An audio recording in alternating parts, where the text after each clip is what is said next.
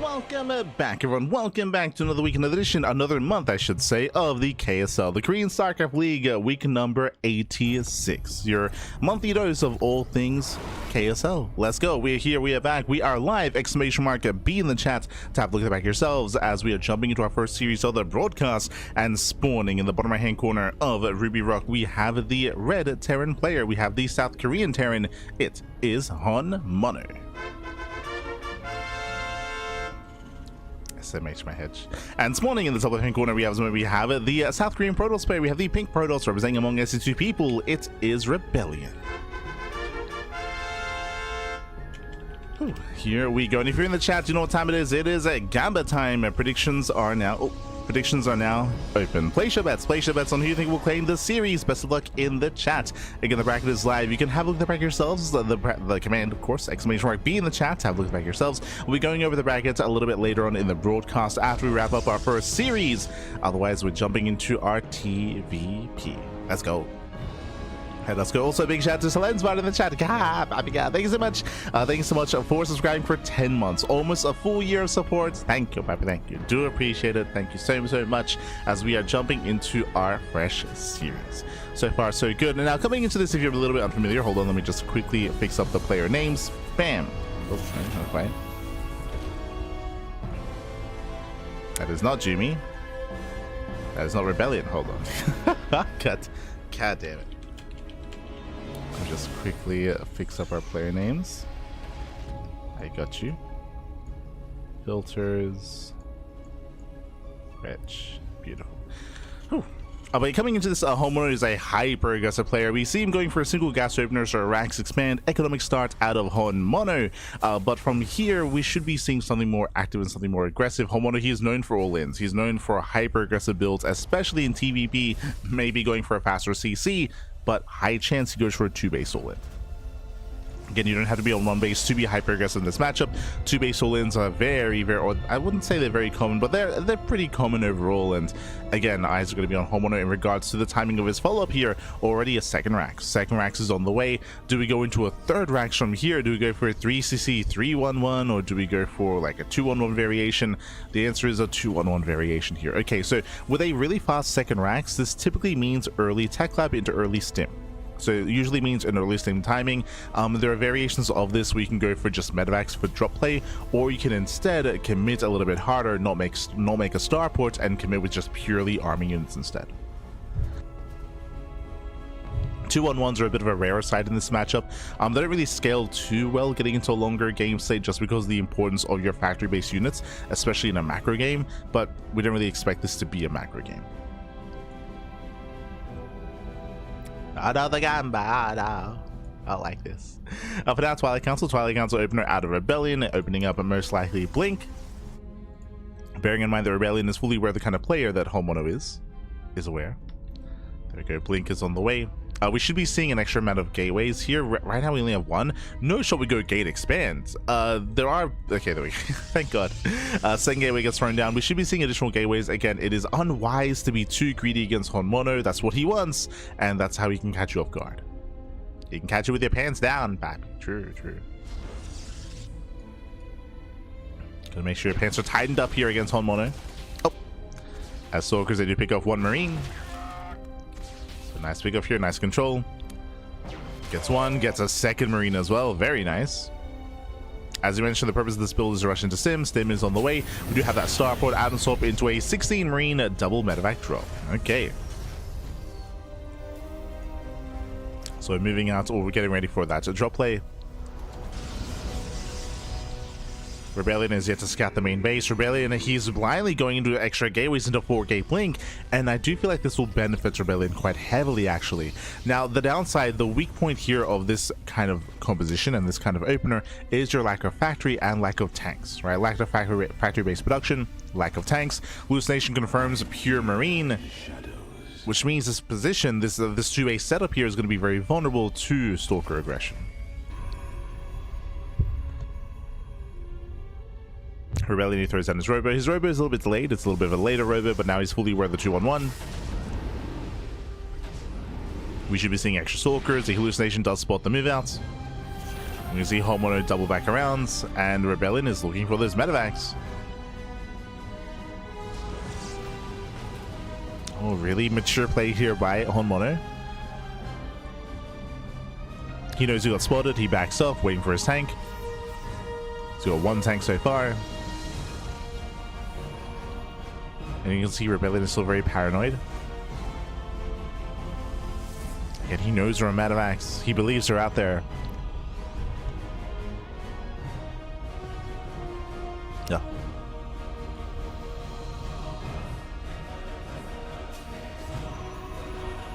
Just getting spotter pylons, working towards charge, moving out with another hallucination. When it comes to the eventual push, we do have a Raven on the way. We can pull the boys. We may just pull the boys, commit to the 2-base solo, and there's going to be potentially 3 tanks with the push as well. It's going to be very hefty. It's going to be a hefty army. My big concern here is that I was assuming that Rebellion was going to be active, but because of the double drop and because he didn't know where it was, I mean, Rebellion was stuck at home. So he wasn't able to make use of all these stalkers. This does benefit Honmono. And now here comes the push. And there it is. He does pull the boys. that's why a camera was stuck on the mineral line, because I was convinced he was going to pull them. Let's go. Oh, medevac is low. A bit of miscontrol though. One stalker goes down. Yeah, Rebellion getting a little bit too ambitious. Yeah, too ambitious. He pulls back. Doesn't lose a stalker this time. He's able to pull away. Charge is still not yet done. And without... Oh, he got a fast Colossus, the fast Bay. And the Colossus is going to be so delayed though. He went for a Bay, went for a third base. Charge still needs a little bit more time. The boys are here. And Homeowner is going for the kill. He's going to get within range of the gateway. Rebellion is just has to buy a little bit more time for charge. Has to buy time for charge. Oh. As it is going to finish up in 5 seconds. And we'll finish up. Oh, shield battery gets depowered. Colossus almost out. Now he's going for the dive. Oh, he gets one. The armor shot on the stalkers. Massive connection. And the tank survives. Yeah, the tanks, they do survive. They're pushing forward. Rebellion is in trouble. He needs to buy time for one more warp in. He needs more zealots. Okay, recalling. Recalls everything, actually. Okay. Recalls the entire army. Now coming in, attempting to flank. Ooh, goes to the blink. A little bit too... It does overextend. It does overextend. And Honmono, he's done it. He breaks the main army, takes down the stalkers. GG gets called, and Honmono takes game number 1. GG. Whew. And GG, well played. Homeowner able to pull off the 2-base all-in, opening up with a 2-on-1 and then committing with 3 tanks across the map. Meanwhile, Rebellion, unfortunately, even though he went for a 4-gate blink opener, that's meant to be an aggressive opener. You're meant to gain map control and contain your opponent and poke away at the edges, at the fringes of the defenses. We saw that Rebellion was stuck at home. Remember, he saw the move out, he saw the medevacs, and he kept so many stalkers at home, not really achieving any damage, really setting him behind. It meant that his third base was late, it meant that his production was late, his robo, his bay specifically, his bay was delayed, and charge was delayed as well. So everything was delayed in favor of the 4-gate blink stalker, but the 4-gate blink stalker didn't achieve anything. GG. GG, well played. With that, we're now getting into game number 2, and we'll see if Honmono can close it out here and now. We'll see if Rebellion can bounce back. Let's go.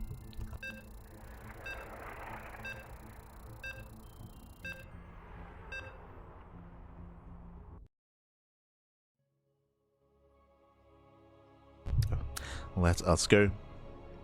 As game 2 is going to be on Title Citadel. A bit of a larger map in the map pool, longer rush distance by ground. Let's go. As spawning in the bottom right hand corner, God damn it, I gotta fix this up again. Filters. Okay, we're good. Spawning in the bottom right hand corner of Title Citadel, we have the pink Protoss player. The pink Protoss, the South Korean Protoss, representing among SSU people down in the series. Can he bounce back? It is Rebellion. And spawning in the top left-hand corner, we have his opponents. We have the South Korean Terran player, the Red Terran, representing Team Hyper 1. It is Honmono. Let's go.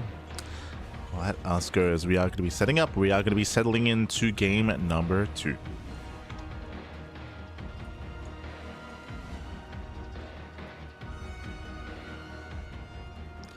The only time Homeowner doesn't win is when he's not wearing a maid outfit. True, true. It's the source of his power. Ah. Este Homeowner. For those that don't, for those who weren't here for it, or for those who don't remember, infamously, Homeowner did have a Twitch stream where he dressed up as a maid and used a voice changer. It was quite a stream. Ay, ay, ay. And yes, Homeowner did his best anime waifu maid impression. He went full Kiwian, is what he did. Ay, ay, ay. Este Homeowner. These goddamn weebs. SMH my head. Oh, as the probe does get shut down. Behind this, we do see that Homeowner, he does successfully hide his build. He fully walls up in the main base. We can see that it's only one gas, so it's going to be the same opener going for a faster CC, but Rebellion is not fully aware. It's not fully aware.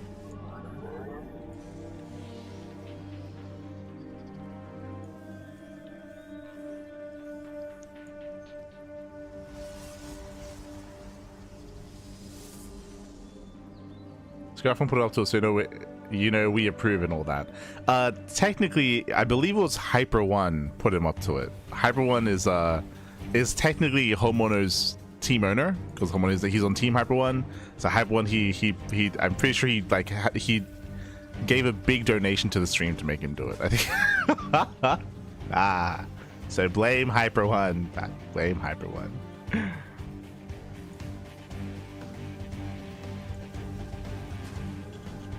But we do have a factory followed by 2 more Raxes. This is going to be much more aggressive. So if you recall, last game was a 2-1-1 opener into, it was a double Rax opener, early stim, in towards the starport afterwards. Here we have a faster third Rax. So we have a 3 Rax setup here. Once again, it's going to be early stim, but this time a much more delayed starport. So delayed starport, delayed medevacs. It's not about any kind of drop play. It's about one big push with mass marine, with stim, and combat shields. So there's going to be a really strong, a much earlier timing here this time from our Terran player. Rebellion, it's going to be on him to confirm what's going on. He has yet to get across the map, is opening up Twilight Council into Blink. Twilight Council into Blink. Extra gateways being thrown down as well. Safety Robo much earlier than last time. So far, it's looking pretty good. It's looking pretty good here, Rebellion. But we'll see if he throws down extra gateways. We'll see if he's able to scout and confirm what exactly he's up against.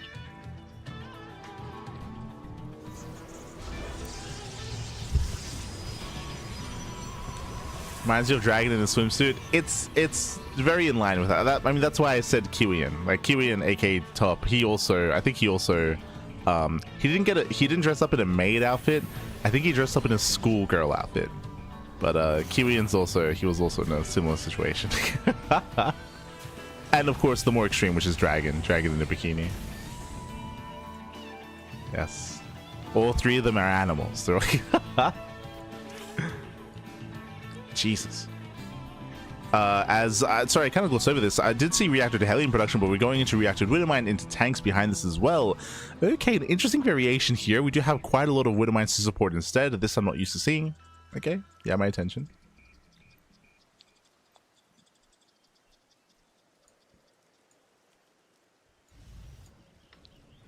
We are setting up.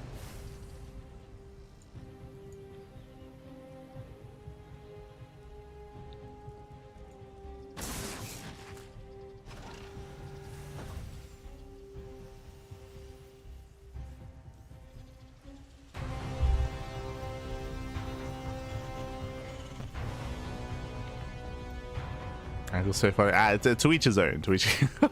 It's definitely a period of time in StarCraft for sure. Aye, aye, aye. As the observer pokes in, Rebellion is yet to really confirm how many Raxes are behind this. So Rebellion is still working off of incomplete information. Observer gets sniped. Behind this, Rebellion does expand. A third base is still fine against this, but we need warp ins. And this time we have a much earlier Colossus.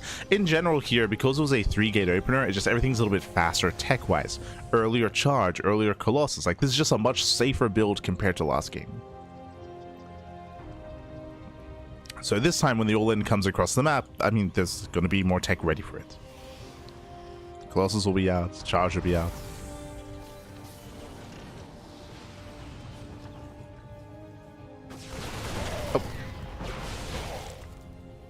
far it's going to be on Rebellion to slow this down. Gets 1, 2, 3 Marines. Does force out a stim. And Rebellion does pull away.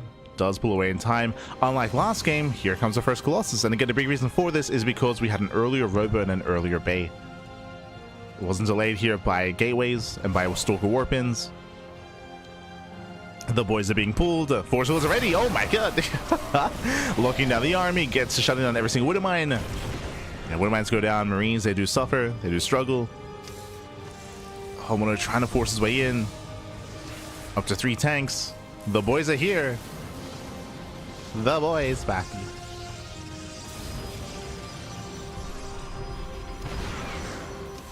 Tanks are not quite within range though. Within range of a pylon, we can see Rebellion coming from behind trying to catch reinforcements. Homeowner pushing further in. Nice SimCity, nice setup here with the E-Bays. We'll make it difficult for the Zealots to charge forward, and we'll just tank some Colossus shots.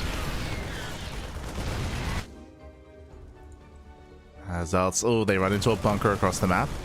Yeah, not ideal. Their base does go down. Homeowner, he's gaining ground here. And ideally, Rebellion wants to lure the army in. Homeowner, where we headed? He's backing up. He's turning back around. Rebellion has to commit. Ooh, tanks to siege. Tank siege up. Rebellion sending all of his zealots across the map. Risky move here from Rebellion. And he's going to get 2 tanks. Wow, he's going to find 2 tanks here for free, Pappy. Let's go. Comes in with us around. And 2 tanks will fall.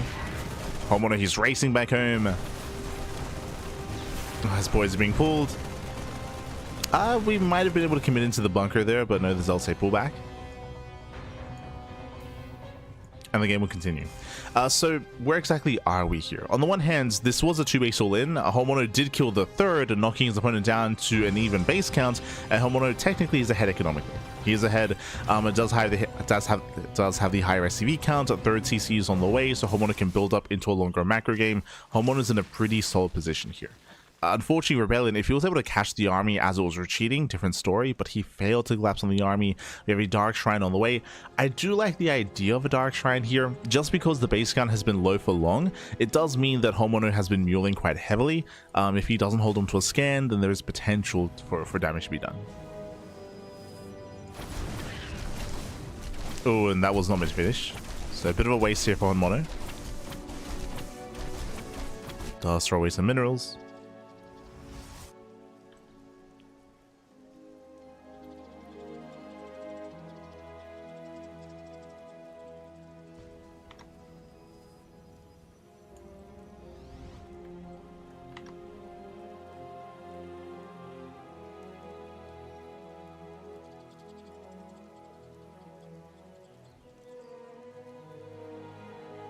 Rebellion is pushing out.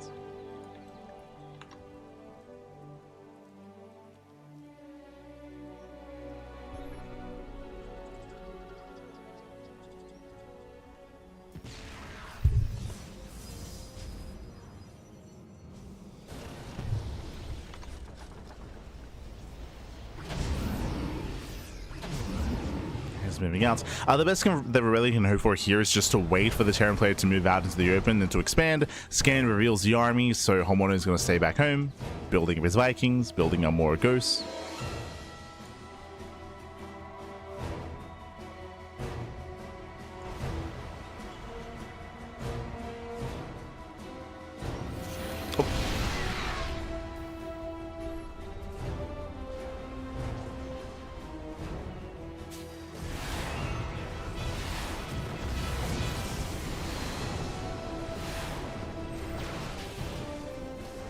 Prism goes down. It does have the prism.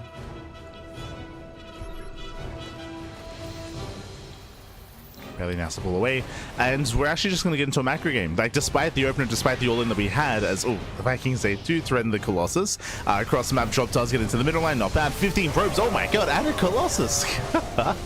Nice job here by Homeowner, it's worth it. And again, we're just settling down, getting our 3rd bases. Rebellion is not crippled, he has to rebuild all those probes down to 45 workers. Ay, ay, ay. And over time, Homeowner, he will overwhelm Rebellion here. He's gonna be able to outpace him.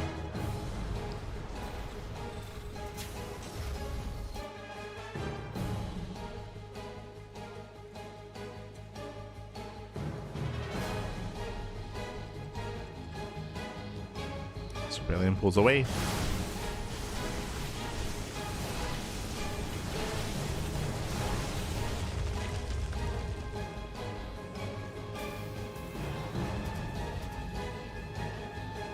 Sure Homeowner can't counter 4. I mean, Homeowner, he does macro against other races. Like we've seen Homeowner like in like an hour-long game in like ZBT, for example. But against Protoss, it's true. Like against Protoss, he does very often macro and very often all in and have shorter games. But there is 4th CCs on the way. We are chilling. We're chilling out. We're maxing out. Now, if we get into a longer game set here on Title Citadel, I do favor Rebellion, assuming he will claim the gold. If he can claim the gold base, take more bases, more expansions, and have that economic advantage, then Rebellion can slowly just whittle away at Homeowner. But so far, the gold is untouched. So far, he's not going for the gold base. Rebellion rotates over towards the natural, looking for a way in.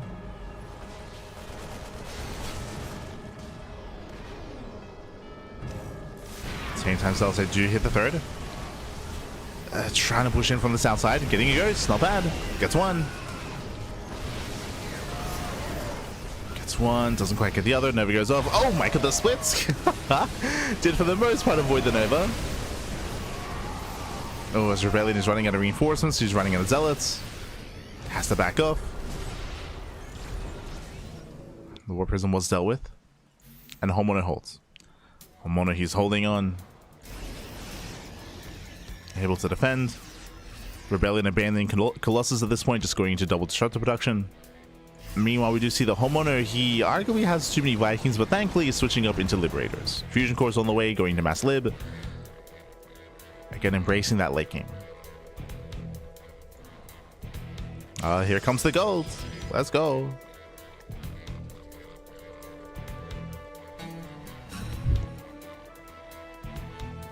Now, for the time being, I still do favor Rebellion as he's gaining map control. He's taking more bases, more expansions.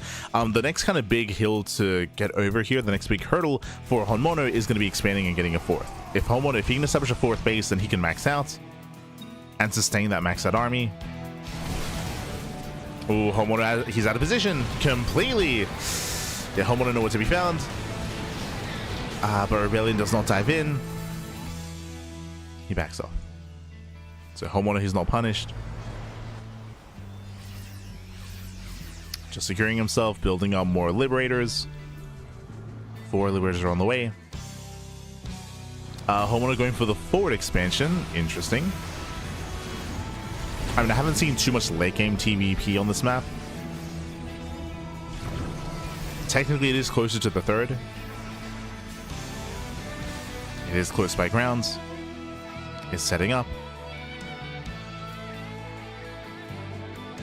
And again, this is kind of the big moment for Homeowner. Can he secure this 4th base? Can he hunker down?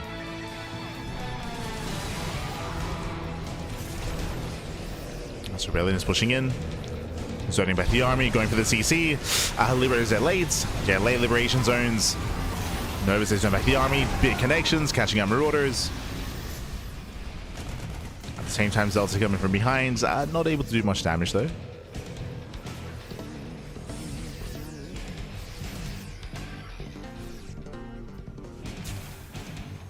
Not able to do much. Going for a blink on those ZTs. Let's go.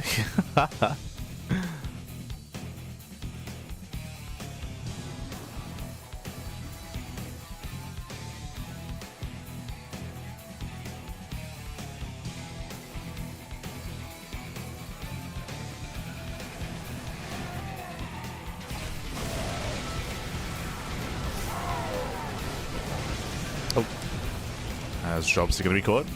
Drops are caught out. Rebellion moving in.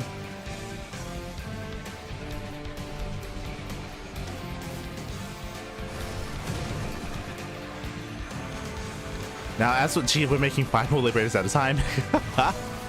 We're getting a little liberation. Now, typically, as we can build up a higher Liberator count, that does often force Skytoss out of the Protoss. But Homeowner is out of position. We come in from behind. We avoid the Liberators. So notice they do crazy army. Decent trades here from Rebellion. Decent. But at a certain point, if he can no longer break these positions, if he can no longer move in, then we do need Sky Toss. We do need that Fleet Beacon, Stargate, Tempest production. As we're up to 12 Liberators so far. Only 12. We can go much higher. Let's get into the main. Speaking of Liberators, speaking of Sky Toss, that's what Homeowner's looking for. He wants to make sure if there is Sky Toss on the way that he switches into Vikings. Otherwise, for now, he will dominate the ground. DTs are coming from behind. It's a lot of Dark Templar. That's arguably too many. That's going to be quite expensive here, as all they're just going to be shut down. Get out of here. Yeah, they do try to get away. They break into the main. Oof. Not quite worth it. At the same time, Rebellion does push forward. And can he get the planetary? The Novas. Novas are going up. Nice connections. Oh, it doesn't get the expansion though. Oh, good. Yeah, the army is punished.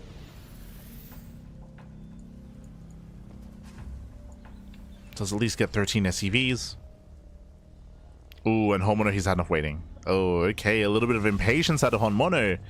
He's done defending. He's going for a massive counterattack. Just F2 across the map. Planetary finally goes down. And Rebellion, he can always recall if need be. He can recall. Homeowner's going for the base trade. He's all in. Takes down the 4th. Mass liberation zones here on top of the ramp. Rebellion rotating over. Has to take it slow. Oh, does find Liberators. He blinks in. Crazy blink. A lot of Stalkers go down. Nice Novas, nice connections. And Rebellion, he is breaking through, takes down every single Liberator. Yeah, 0 Liberators left, barely a ByuN army, and we are going to the ace match. We're going to the ace match, papi. Ay, ay, ay. Medevacs, they try to race back home. There's 4 units left. Again, Homeowner is down to 44 SCVs, barely an economy.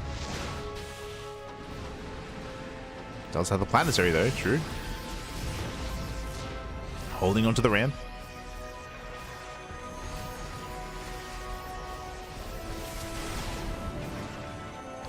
Oh, Fast Rebellion still commits in. It blinks forward. It blinks forward, takes that 1, 2, 3, soon to be all 4 Liberators. Once again, Novas, they do connect. 1 Liberator left. Okay, never mind. Homeowner, he's holding. He's holding on as best he can. Something that's killing Rebellion here is he hasn't been making any probes. So you can see how undersaturated he is at the 3rd base location. He could be making 4 probes at a time, but is not. So much lower economy. Part of this is also because he lost a base and a mineral line and has yet to replenish that.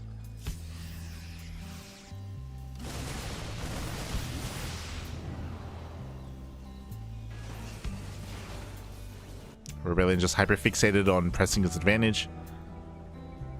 Technically, if Rebellion doesn't make any probes soon, then Homeowner can stabilize. If he doesn't lose too much. Oh god. The Novas. Novas, they catch out some goes, they catch out the tanks. Some brutal connections. Rebellion is still making this work. It's still okay. Rotates once again. Yeah, just starting back here at the ramp. We get some okay connections. Doesn't kill any ghosts. Oh, that's oh my god, hot pickup. He gets 1. 1 ghost goes down. Once again, Homeowner is holding on. Rebellion just keeps rotating back and forth. And this time might kill the CC. Oh. Gets 1 of the Liberators. Gets 1, gets 2. Just the 1. Oh my god. Rebellion's being wasteful. He just split out, what, 3 Disruptors? Yeah, Disruptors are going down. Rebellion still has not made a probe in quite some time. The supplies are evening up. Rebellion, we got it. There we go. Probes are on the way. He's macroing. But this is becoming much closer than it should have been. Much, much closer. Again, Rebellion, he was just too tunnel visioned. He was just too focused on trying to kill Honmono. And his macro did slip quite heavily. Even here, it looks like he's rallying his fresh probes to the fresh base, not to a base that's actually mining and available.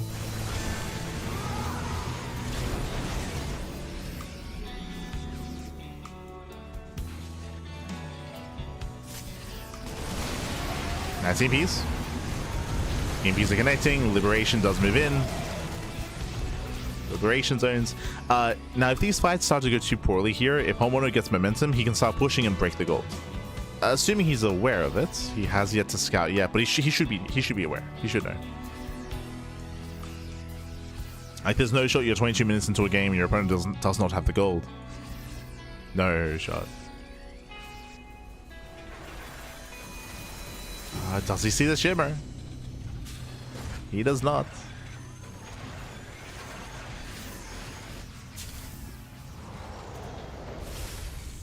And yeah, Honmono, he's very much so in this game. He's back in it. Again, Rebellion, he got too excited. He honed in too much. The blinders were on.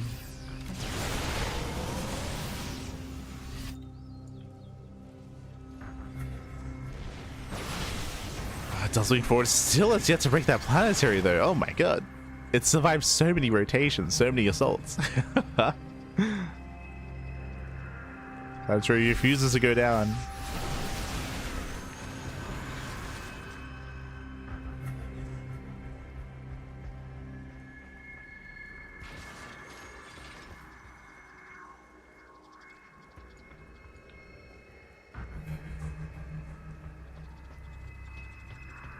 Now he's pulling away.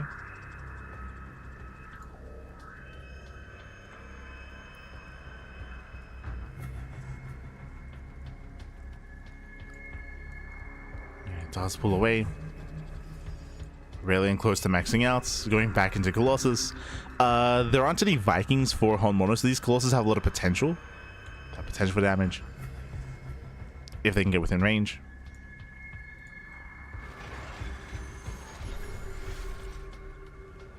Honmono pushing forward, now getting within range of the goal base. Thankfully, it's for the most part mined out, so not the most impactful base to lose.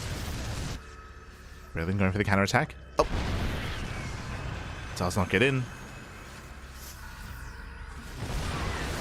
Pushing towards the ramp, Novas go up, massive connections, oh my god! No, the ghost, the splits are not there! No splits, papi. Ay, ay, ay, losing, what was that, 4 or 5 ghosts? Oh no. Este Honmono. The potential comeback, it's looking more bleak here for Honmono now. And took the Novus to the face. Trying to turtle up. Trying back.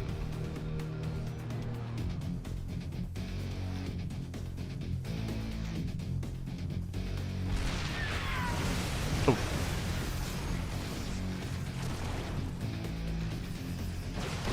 Oh, as these Liberators are exposed, gets one. No, not even. Oh god. Liberators survive. There's 13. Jesus, soon to be 17 Liberators. That's a lot of freedom. Honmono, he's built back up.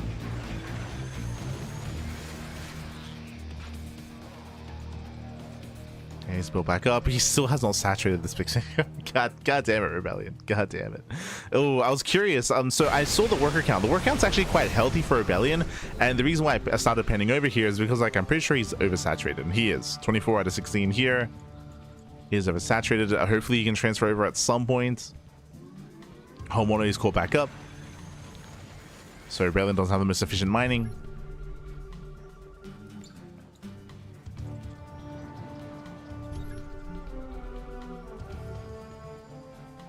Despite the higher probe counts, the economy wasn't where it needs to be.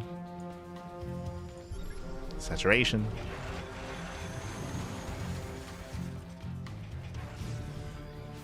And Honmono, he's recovered once again. It's built back up. Does peel up an army, risky maneuver. Going for top rights. Meanwhile, we have mass liberation zones back at home, so Rebellion cannot move in. Oh, do we have a scan? Uh-oh. Yeah, scan is available. Base is going down. Rebellion, he's in trouble. Does he finally get the planetary? No, he can't. There's just too much freedom, Pappy. There's too much liberation. Oh, God, no! Be careful.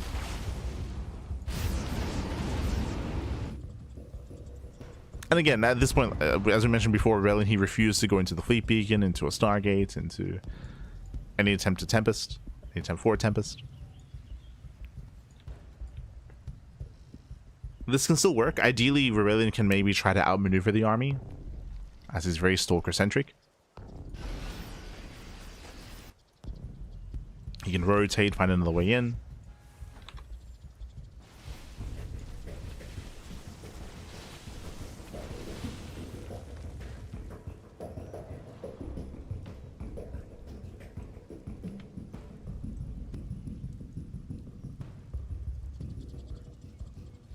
Long past time to go into Tempest. Why do they always choose? That's not true. Like, we do see a lot of the top Protoss players transition into Tempest. We see it quite often from players, I don't know, like your Classic or your Max Packs or Hero, for example. Creator is a good one. He's often one that does switch into Tempest.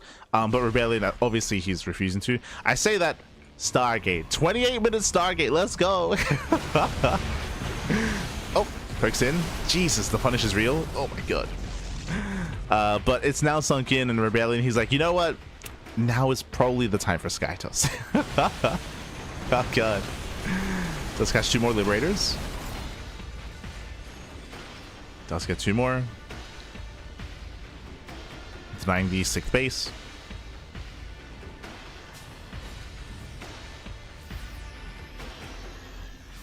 You want a big shout to Pecoeta? Papiga, este Pecoeta. Thank you so much. Thank you so much for subscribing for 14 months. Do appreciate the support. Hope you enjoy the content. Hope you enjoy the StarCraft. Hope you enjoy.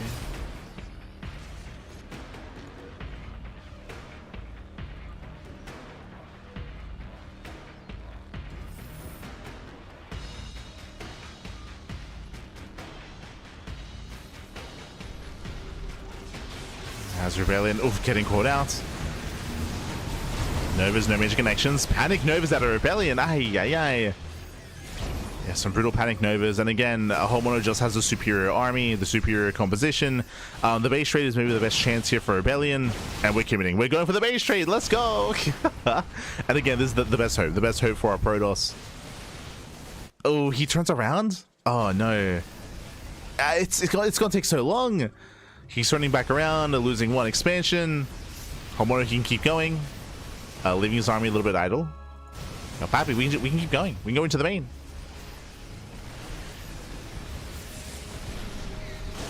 Oh. Yeah, catching out 17 probes. Wants to take control of this ramp. Does he jump? Oh my god. And Rebellion, he cannot push in. Oh god. So many liberation shots. Jesus. No A move needed here, Pappy. Just set it. Just set and forget, Pappy. True. Just set and forget. And as you mentioned, the best chance here for Rebellion would have been the base trade, right? It would have been the base trade. We, at this point, would have been killing, what, 2, 3, 4 bases. As he tried to emphasize, Rebellion can never engage head-on. He can never fight this. And now he turns around, but it's such a late decision here. Oh, no. Yeah, unfortunately, just a very delayed decision. We're now pushing back in.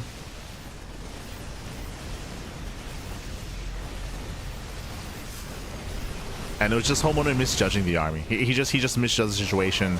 Oh, some nice storms. Oh my god, the storms! And Homeowner, he just eats the storms. Oh my god. Pappy, calm down. He stands in all the storms. He's a real Terran. You see a storm, you stim, and you just stand in it. True, true. He's been watching Clem. Oh, God.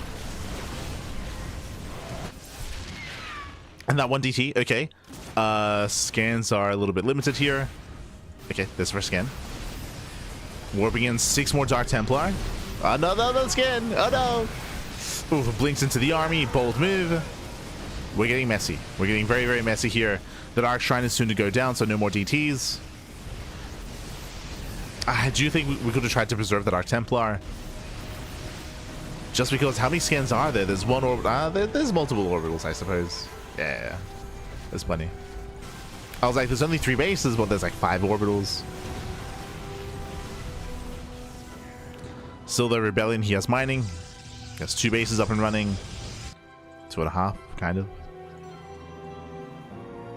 Taking more expansions. Because of the Dark Templar and the Storms earlier, mainly the Storms really, the ground army is non-existent. At least not across the map. We're rebuilding those ghosts back at home. Rebellion now turns around. There's potential.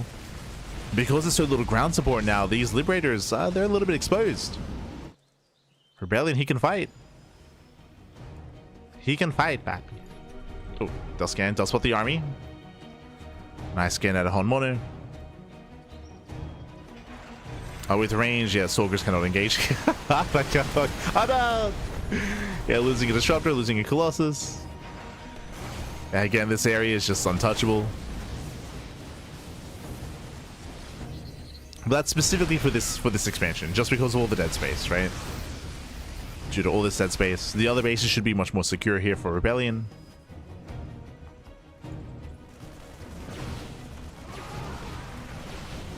Coming to the counterattack once again.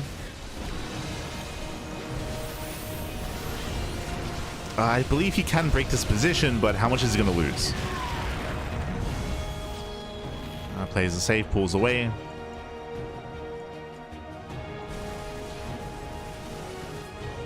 Scan reveals the army. Homeowner should back off. Get out of here. Once again, clutch scans. Without those scans, potentially Homeowner would have kept pushing and then get caught out. Just ensuring he's aware of the army.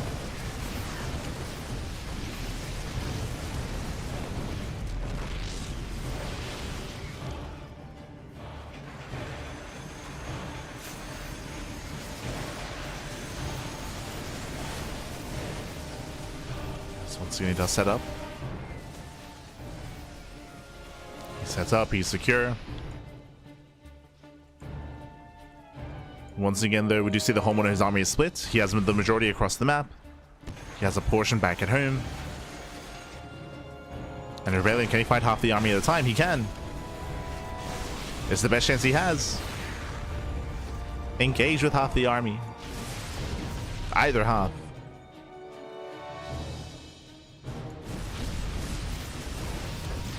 Now turning back around.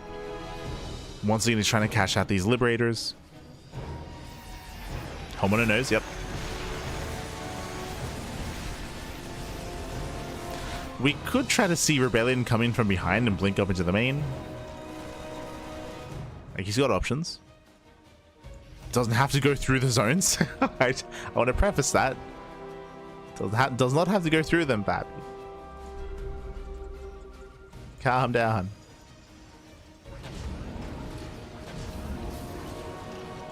Mono loading up.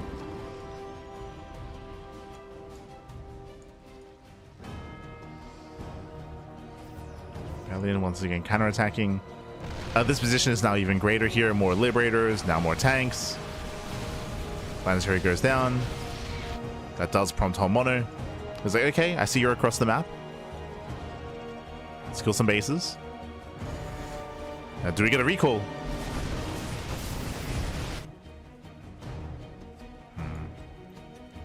Yeah, there's no saving this expansion. Does dive in, gets one. Gets one, two, up to maybe 3 Liberators, not bad. Where's the rest of the army? Yeah, Liberators are going down. Very nice opening here for Rebellion. He finds a way in. Catching up the army. Yeah, the tanks and Marauders Ghost going down. Nice engage here from Rebellion. Can we win via base trade for Honmono? The problem is that he has so little on the ground. Like, Liberators, they don't destroy buildings. So it'll take a long time to kill the buildings. Rebellion, he's coming home. He will lose the space. His expansion will fall.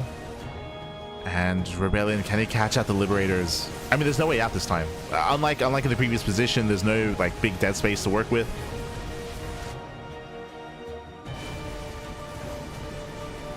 The army's more out in the open.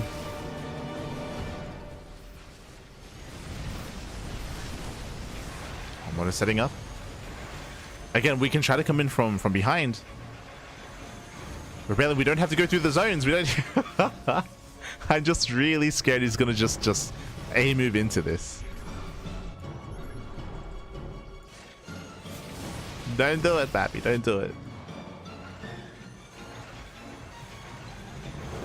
Okay, let's go. Yeah, we go. He's rotating over, trying to slip past. Oh, thinking about it. Got spotted by the scan.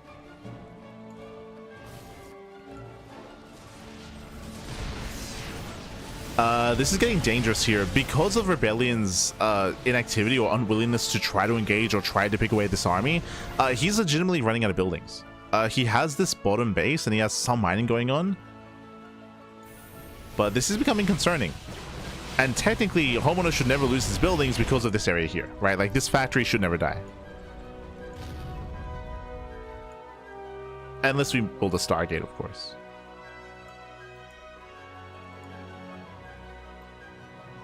And break free from the supply block. So there's a lot of hurdles here for Rebellion. Liberation zone sets up.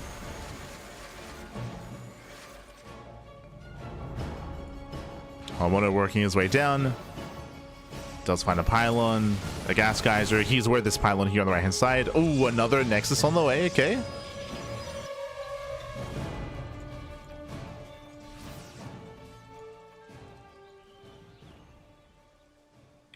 Someone is going for the last mining base. Rebellion coming in from behind. Looks like this base will go down.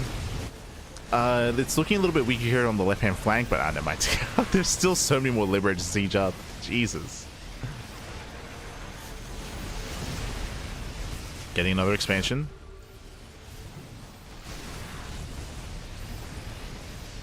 Okay, we got a pylon on the left. 2 bases on the right.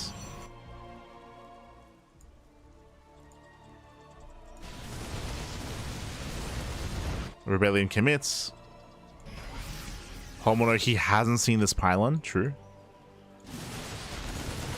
That might come into play, assuming the Homeowner goes top right and knocks down all these buildings. He's making his way over. We have another Nexus on the way. I'm not fond of Rebellion throwing down this base just because all 3 of these Nexi are very close. They're very centralized. I would want to save these resources because Rebellion, his resources are finite, by the way. You want to save them and throw down your Nexus or keep the probe with the army. So that's a little bit risky. Once again, though, he turns around. Now, Homeowner, he doesn't... he does, sorry. I was going to say he doesn't see the army. He has his own Naga tower. He has the tower, so Homeowner, he sees the rotation. He pulls away.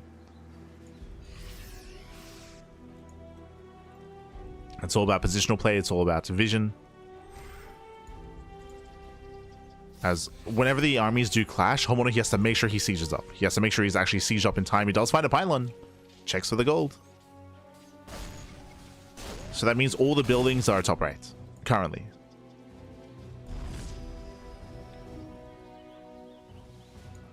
There's a probe with the army, and Rebellion does have enough money for another Nexus. True. Does have enough for one more Nexus. You can see Homeowner's pre-sieging just because he doesn't know where the army is. For all he knows, Rebellion might just be like just out of vision, just out of range. And there are no landed CCs, so no scans either. So Homeowner, at this point, he's playing blind. Previously, he had the Zonaga Tower. He had a bunch of scans. Now it's a little more scary for Homeowner to kind of traverse the map. Homeowner, he's aware of this Nexus. He's going to be dropping in. Rebellion's out of position, so Homeowner, he should be able to set up his siege, his liberation zones. Yeah, does set up. There is a weak point here, though. Yeah, there's an opening. Disruptors. Never goes off. Ooh, gets one Marine. Gets a tank. Every unit counts. Gets a tank, gets a Marine. Ooh, cashing out more Marauders. Big Novus here for Rebellion. Every unit counts, and Homeowner, he panics in the defense, in the control. He's panicking back.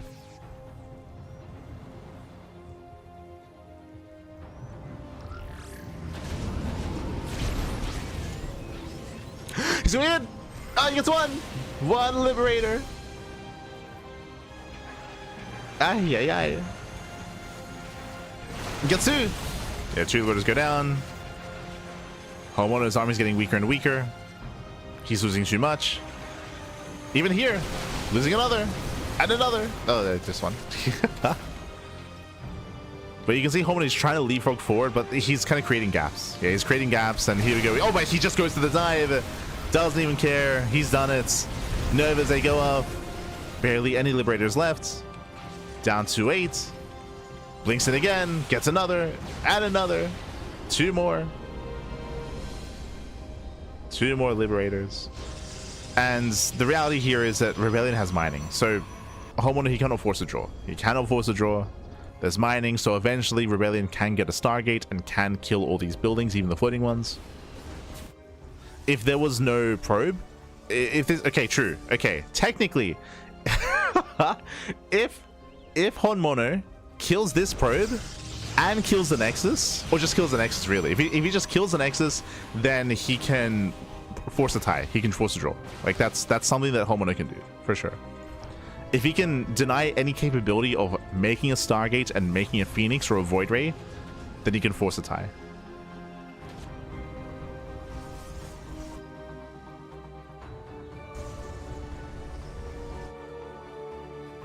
At this point, that's probably the best chance here for Honmono. But it's asking for a lot. To kill a Nexus, like it's... Oh no. Oh god! Calm down, Honmono. Calm down. I can see a world where Honmono, especially because currently there's not enough money to make another Nexus. If Honmono, if he sacrifices everything, like he sends everything in, and it might cost him the entire army, but if he kills the Nexus, then it's worth it. Because there's not enough money to make another Nexus.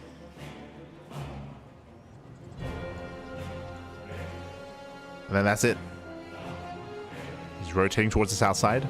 Now, as time goes on, we're mining more resources. If we mine more... Ooh, more pylons on the way.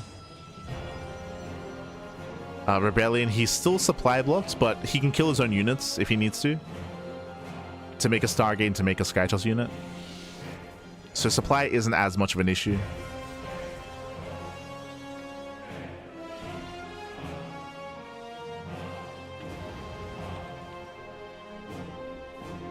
I mean, the armies are still quite close. In supply, I mean. Let's have a look here. 6 Liberators, 2 Ghosts. Army gets spotted. Oh god, we cannot unload. The Novas will just punish. Okay. Unloads on the high ground. Nova's gonna be going off.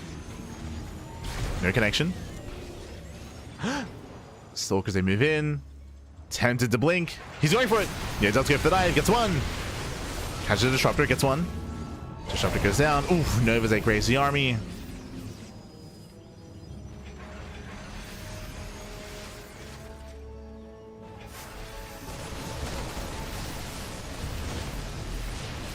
He will kill the Nexus. Oh no! Oh Jesus! He gets both. Disruptors. He can win head on now. Without any disruptors, I was talking about forcing a tie, and now he does kill the base. There's not enough money for another Nexus. Homeowner, he can already now force a tie, but he can just win head on. He can just take the fights. No more disruptors. He can take it. Honmono, he's doing it. Yeah, there we go. No, that's the final building. No, the final building. GG. The pylon goes down, and Honmono, he will take the series 2-0. Ay. Rebellion, he had enough money for a pylon as well. He had the money for it, but it just didn't click. It just did not click in his mind. He could have thrown down to the pylon, could have still kept it going, but GG gets called. And Honmono, he will claim the series. Ay, ay, ay. GG, well played. Crazy game here at a homeowner. Crazy game. Again, you can see actually the moments where this is the moment you can see this is the supplies. This is the graph of the supplies. We have homeowner as red, we have rebellion as pink. You can see the moment that rebellion plummeted in supply. That was the moment where he blinked into the mass liberation zones. That's when he blinked in and he bled out most of his stalkers. He went for the kill in that moment. He thought that he had enough to overwhelm, but it did mean that his arm was small enough for homeowner to still keep it going. Crazy, baby, crazy. GG, well played. Hi. Congratulations. Homeowner does claim the series, does take the 2-0, and homeowner will advance on into the next round. GG. Ay. Oh my god.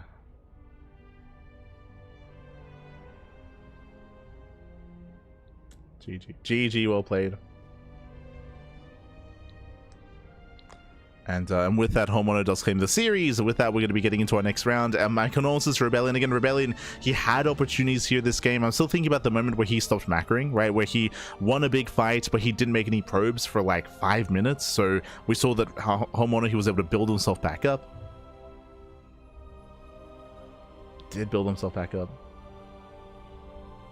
But GG.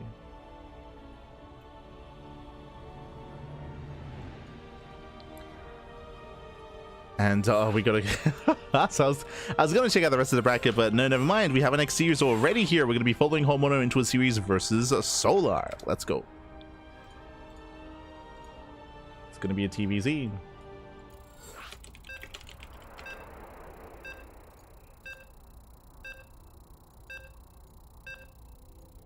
Let's go.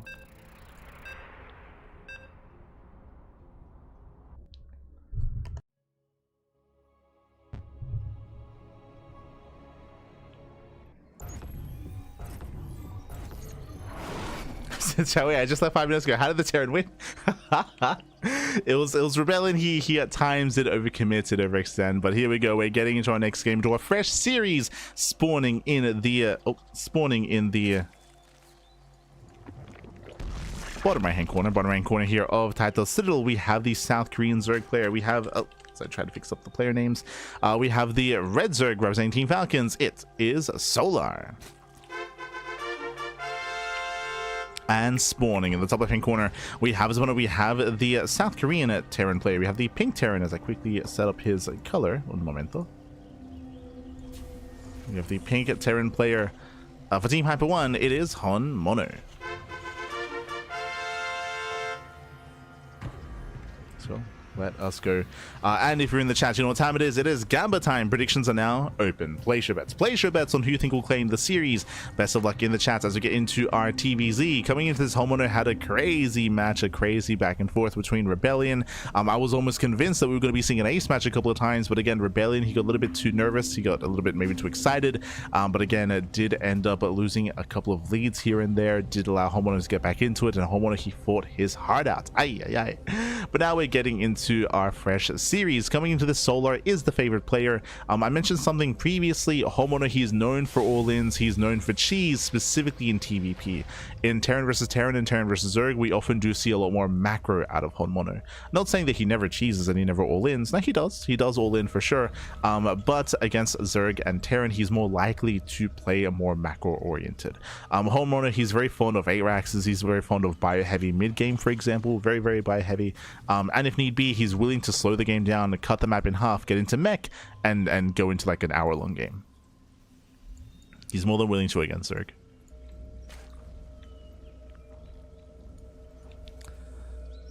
Otherwise, we're calming down.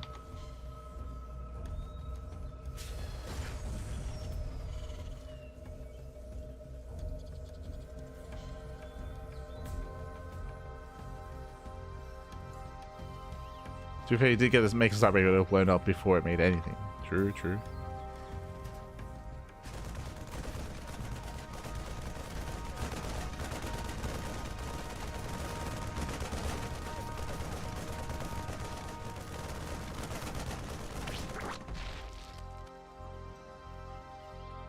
as we do catch the first Overlord. Very nice catch here, very nice start for Homono.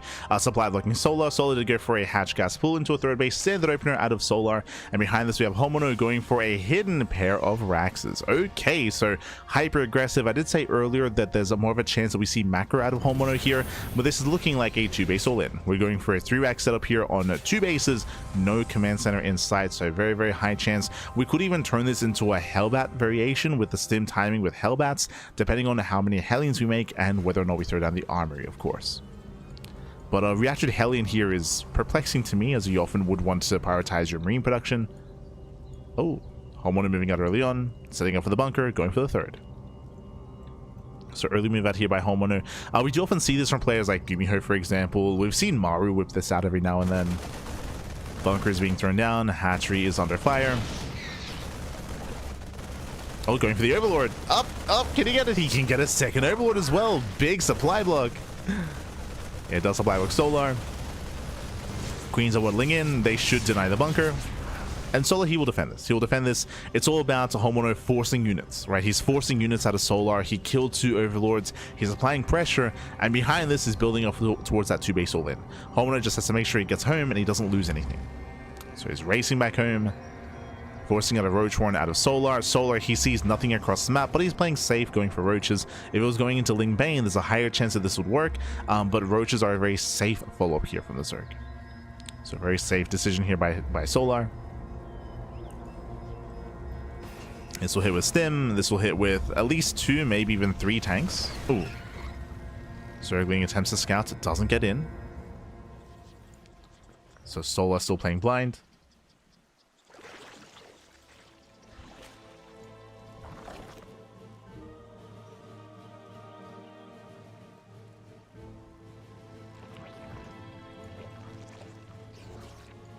So is that Homono is the underdog here? Yes, Homono is the underdog. He is the underdog. He has it in him to take it to these bigger names, but it's more of on an irregular basis.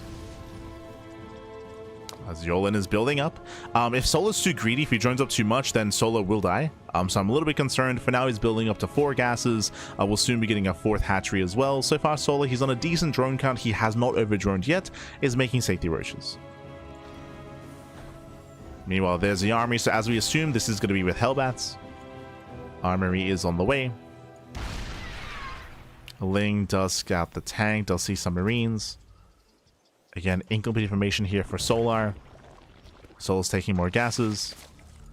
He's still staying on a relatively low drone count and still hasn't taken a 4th base. So still very conservative play here out of Solar. And here comes Roach production. Yeah, so Solar, he will have the tools to defend. It still comes down to the execution, right? It's going to come down to whether or not the Ravagers get close enough to buy out the tanks.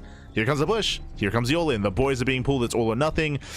The boys are going to be a big factor here. Pulling the boys is very viable against Zerg if they don't have Banelings, right? If there's no Banelings to defend, then these SCVs, they tank a lot against the Roaches. They tank very well. Ravagers are morphing in. It's going to be 4, I believe. Yeah, 4 Ravagers. And can they get within range of the tanks? First tank does siege. Second tank moves in. And they're too far back. Yeah, they're a little bit too far back here. Hellbats do overextend. The expansion goes down here. Oh, the biles, they're being denied. Cannot get close enough. He's trying. He cannot bile the tanks. And a nice start here for Homono. He's going to keep going. He's going to keep going. Now, the scary thing here is that he did kill the base, but he just lost most of his SCVs, right? The SCVs did just get knocked down. Now there's less of a buffer. More Ravagers are morphing in. Solar just has to play it slow. Just play it slow. Pick away at the army.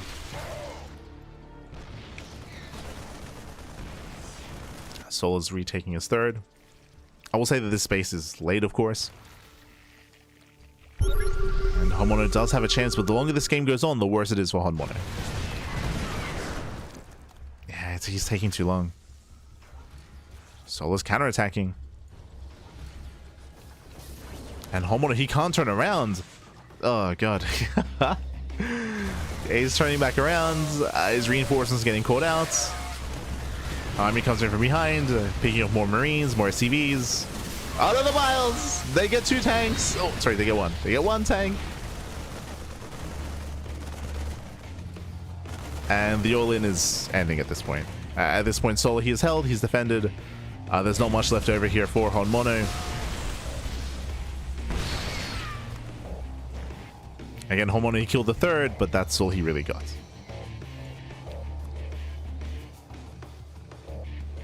Now, if you notice, Hon Mono, he's been making SCVs. I believe he's getting ready for a second boy pool. So he's going to pull the boys for a second time. And go for a second all-in. He did preserve 2 tanks, true. He did preserve a decent chunk of his army. So second all-in can still work.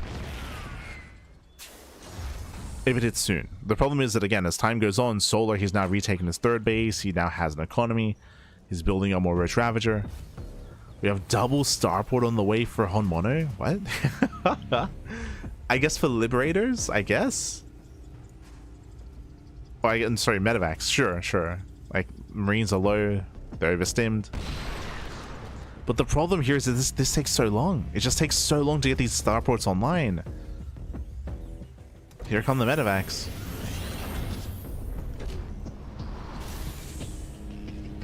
And the hope here that Hon Mono, he's hoping that Solar takes a base and drones up to 80, right? He's hoping that Solar drones up to 80, over drones, is too greedy, and then bam, the second all-in hits. But we can see that Solar's making roaches. Solar, he's not droning. He's not droning up. He's making more roaches, more army. Solar's playing very safe, and Solar's about to max. So he's about to max out. Bailiness on the way. Infestation bits on the way.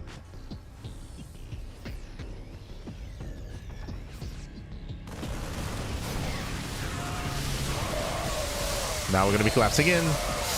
Tanks do siege up, but there's no support. Oh no! Yeah, there's not much support here. Miles, it will connect. Cashing out 2, soon to be all 3 and then 4 tanks, and there's nothing left. There's nothing here. With that, Solar does a whelm. GG gets called, and Solar takes game number 1. GG. Whew. GG, well played. Solar does take a lead in the series, and we'll see if Hon Mono can bounce back. Again, when it comes to 2-base all-in, it hit quite strong, it hit quite hard, but again, he spent all the SCVs on the expansion on the third base, didn't have anything left over to push in between the bases into the natural. Didn't have anything left over, so it was all or nothing, and unfortunately, he was maybe hoping that Solar would overcommit to defending that expansion, but he didn't. Did not in the end. GG, well played. Meanwhile, I do see in the chats, Preforian asking, what was the score for Hon Mono versus Rebellion? It was 2-0. 2-0 in favor of Hon Mono. But let's go. We're getting into game number 2. And we'll see what Hon Mono has up his sleeve this time, as we're loading into a larger map. Larger map.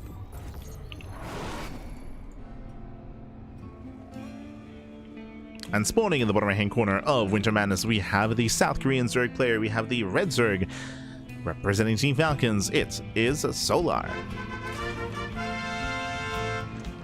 And spawning in the top right hand corner, we have his opponents. We have the Pink Terran player, the Pink Terran, the South Korean Terran. It is Hon Mono.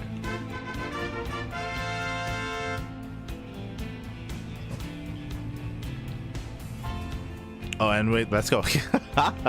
We're sending out not just 1, but 2 SCVs. Let's go. Right, let's go. Hon Mono is going for the Proxy Churax, Proxy Reaper. Oh, so this is usually going to be Proxy Churax Bunker Rush, but gas is being taken, indicative of Reapers instead. Proxy Churax Reaper is often not a thing. It's not really a build in TVZ. It doesn't really scale too well just because of the strength of Queens and the strength of Link Speed once it does kick in. This is very, very committed, and we'll see what Hon Mono can get done.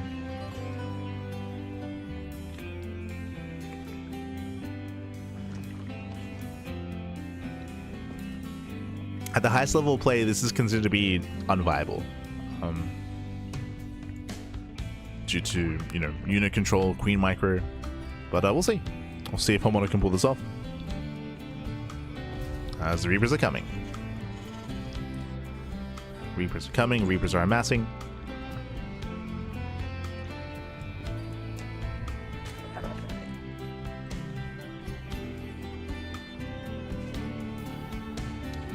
The Lord does move out across the map.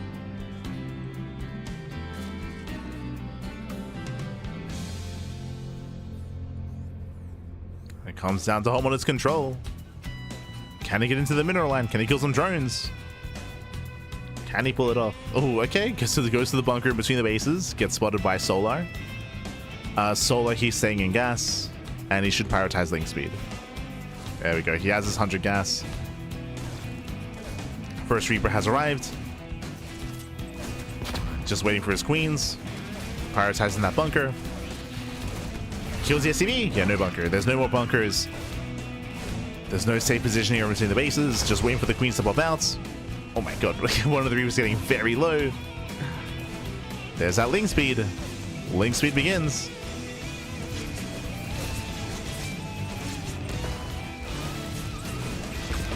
Yeah, link speed starts. Both queens, they zone back the army. Creep to spread. We're spreading creep between the bases. Rotating over. And once link speed kicks in, Solar defends. Oh my god. Yeah, bold move out of Solar. Moving out with the queen.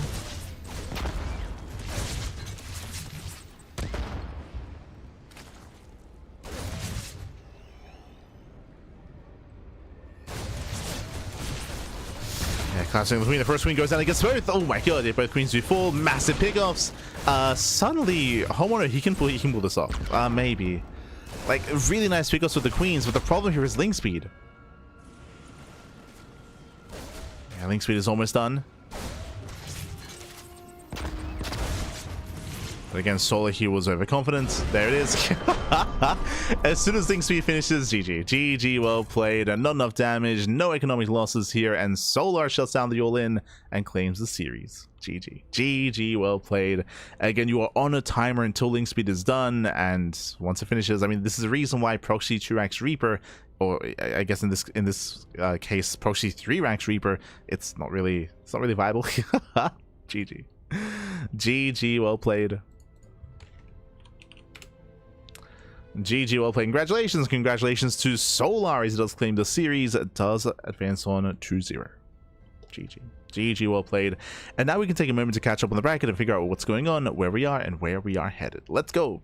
Exclamation mark B in the chat. Exclamation mark B to have a look at the bracket yourselves. We have Solar. Solar does advance on to the semifinals, 2-0 over Honmono. Meanwhile, we have Cura versus Creator. They're facing off in the quarterfinals. Meanwhile, Classic takes down Percival 2-1, also making it to the semis.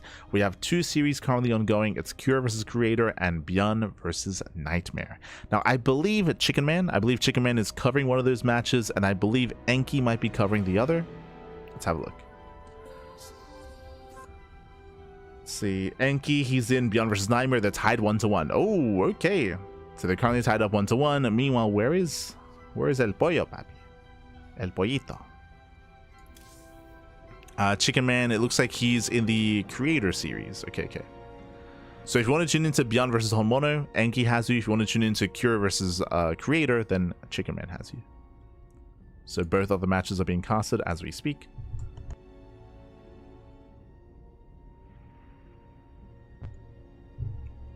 Where's Chicken Man? There he is. He's looking for his stream. And they are also 1-1. Oh, there you go. So both the ByuN series and the Cure series, they're both in the ace match. Which means we're just waiting for either one to open up.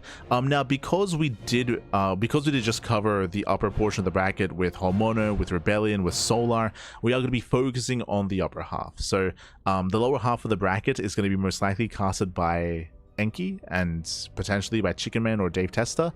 We're going to be focusing on Solar series. So Solar versus Creator or versus Cure, either one. We'll be there for it.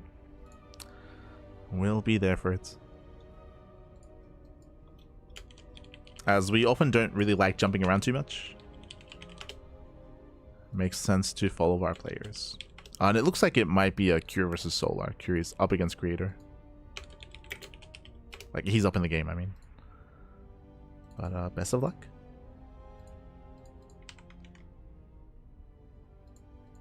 If you want to check out ByuN series, link is in the chat for Este Enki. And the link for Cure series is also in the chat. Bam. Beautiful. Otherwise, we're going to be cutting to a break. Here. And when we come back, we'll have our next matchup. We'll have Solar versus either Cure or Creator. We'll see you soon. See you soon after the break.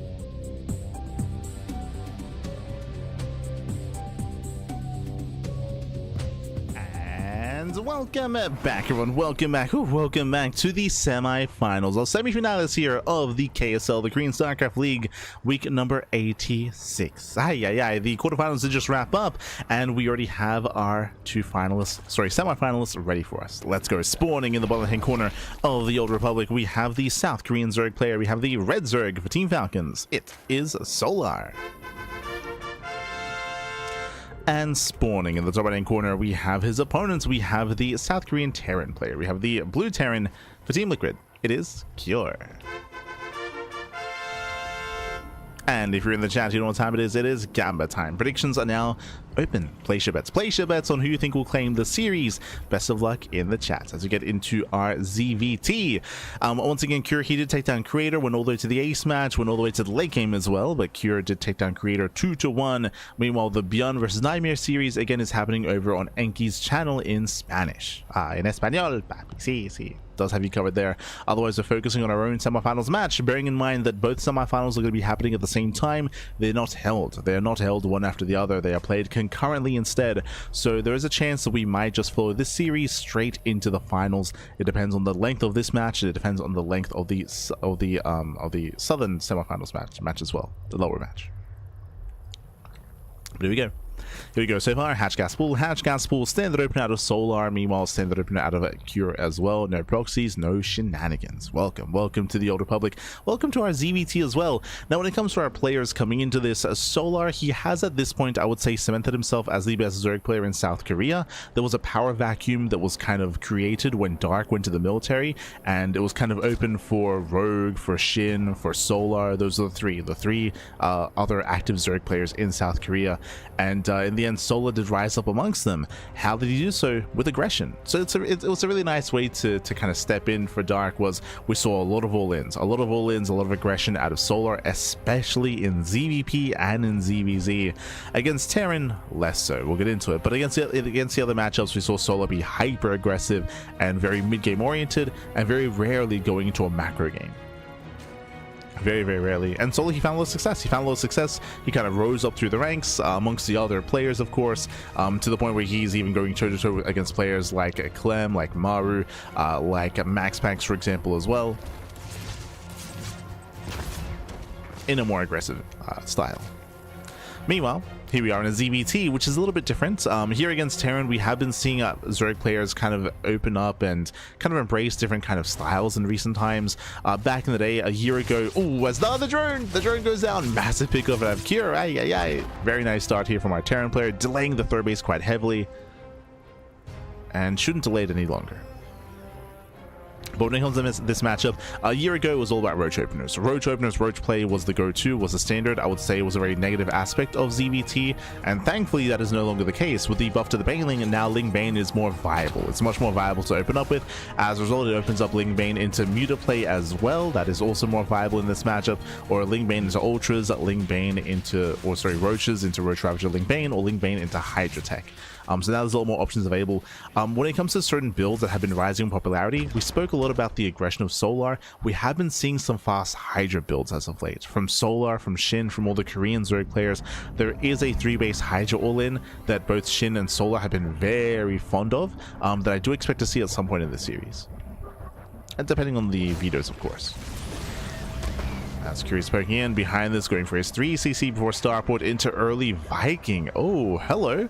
Viking is going to be on the way. Now, we spoke a little about Solar. What about Cure? Cure, likewise, he's one of the best Terran players in South Korea. I think I would say he's top 2 in Korea. He's top 2 alongside Maru. I would place Cure above ByuN when it comes to every matchup, actually.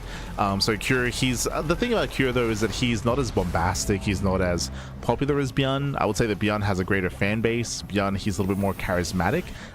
Cure less so. Cure, he's like an innovation almost, like where he's a little bit more emotionless. He's kind of less vocal and less active even when it comes to offline events, and as a result, he just, he's here to play StarCraft, to do well, to excel, and he does. Oh, as we do have Layer First out of Solar. Gases are being taken. We did just mention how there has been a rise in popularity of 3-base Hydra all-ins, so we'll see if Solar's heading in that direction. We'll keep an eye on his follow-up tech. Cure, he is willing to mix in mech. He does mix in mech against Protoss and against Zerg. Here it's going to be a bio follow-up, but Solar's going to be in the dark. Again, that is the purpose, ideally, of the Viking. As Overlords are being hunted down, and Solar, he doesn't see much. He did see the racks, though. Okay. He saw 2 racks on the way.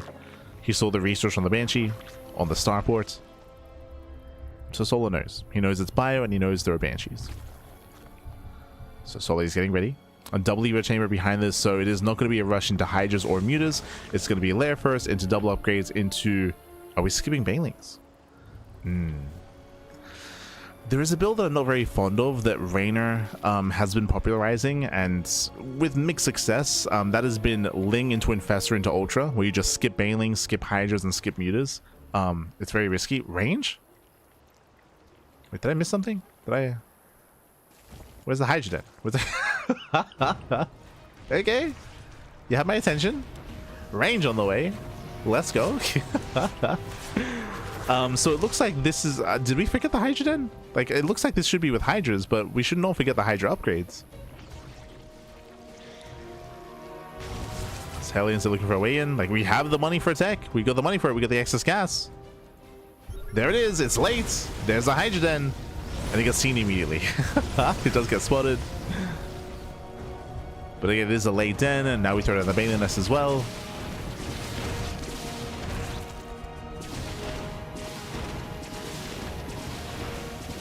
Again, this is going to be a Hydra heavy style, but because the den is so late, the upgrades of the Hydra's speed and range are going to be delayed. I will slow this down.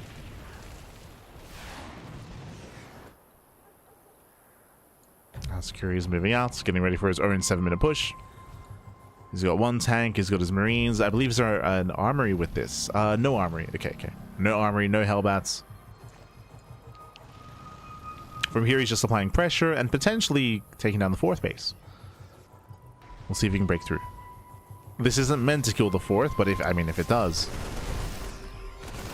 will be a bonus. Clearing of creep. Confirming the Hydra production. Lings, they go for a backstab. Banshees, I believe, are trying to get across the map. Lings are dealt with.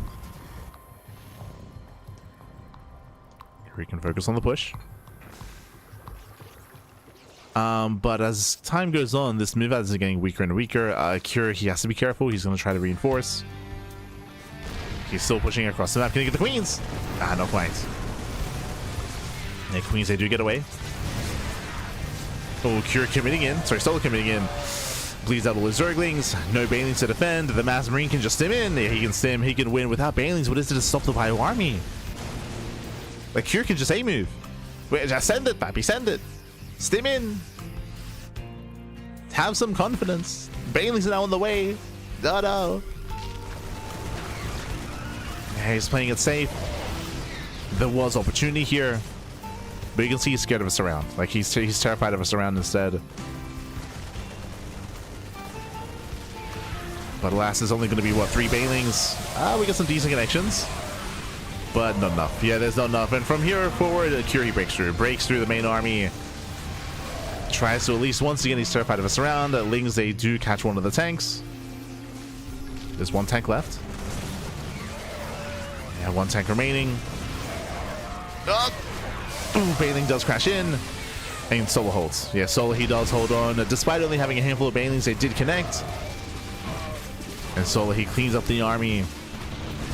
Again, there was definitely opportunity there for Cure. He failed to break through. He lost far too much. And now Solar's overwhelming. Solar, he's starting to overwhelm. We got the Hive on the way. We got the Lurker Den on the way as well. Again, Cure, he missed his window. He missed it. The window closed. He was just a little bit too tentative, a little bit too passive.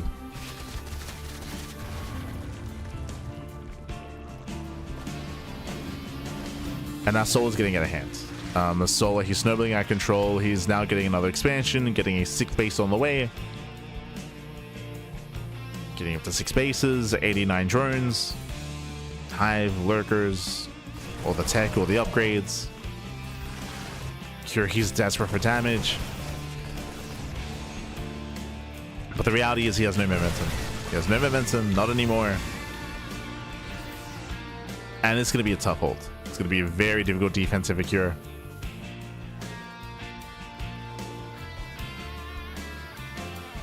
We're just essentially waiting for Soul to max. So Soul, he's just going to chill, maxing out, taking more bases, spreading more creep.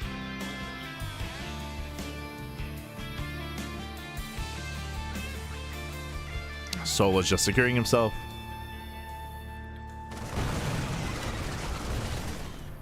Cure, yeah, he has to commit. But it's going to be a very difficult engage here for Cure. Solo does go for the runway instead. Okay. Solo going for the counterattack. Hydra's they're in position. Banelings as well. Lings, they wreak havoc. That's going to be 13 SCVs. And 13 dead SCVs.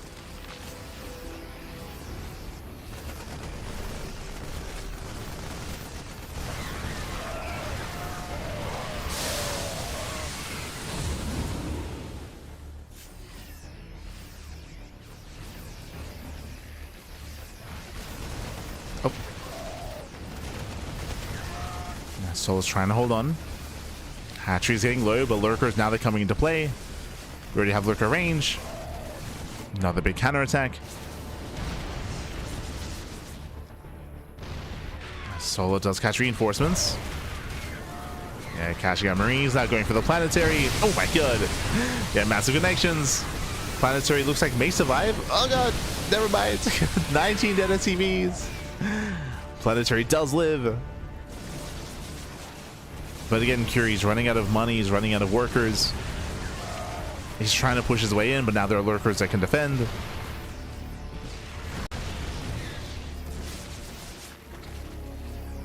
So once again, tanks are slowly gaining ground. Trying to at least take out the Lightning Clouds. Yeah, massive connections, Lightning Cloud here on the bio, on the tanks as well. Lurkers are pushing in. Oh, they clumped up. Okay, Lurkers are exposed. Curie, he can pull this up. Can he get on top of the Lurkers? How many left? 2. Yeah, only 2 Lurkers remaining. Solar, he's being broken. A very close hold. Here comes the Unsiege. Both Lurkers go down, and Cure, he breaks through. He's done it. Oh my god.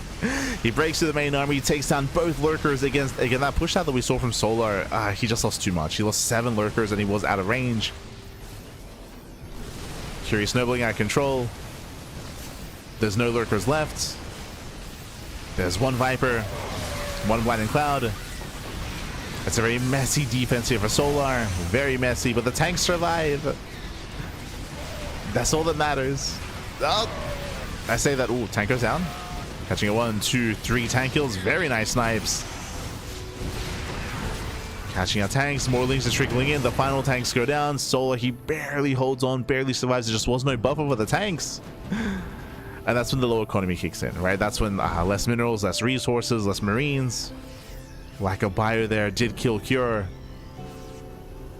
And Solar sure lost an expansion, but what's terrifying is that Solar still is on 82 drones.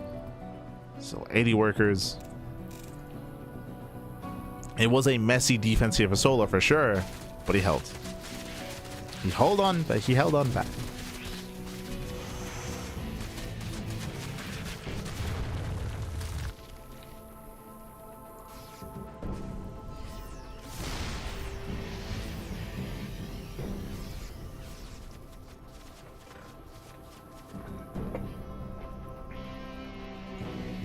SCVs are replaceable with copium. I mean, Solar's max. Solar, he's maxed out. At this point, Solar, he has gained map control. He can now start to be the aggressor.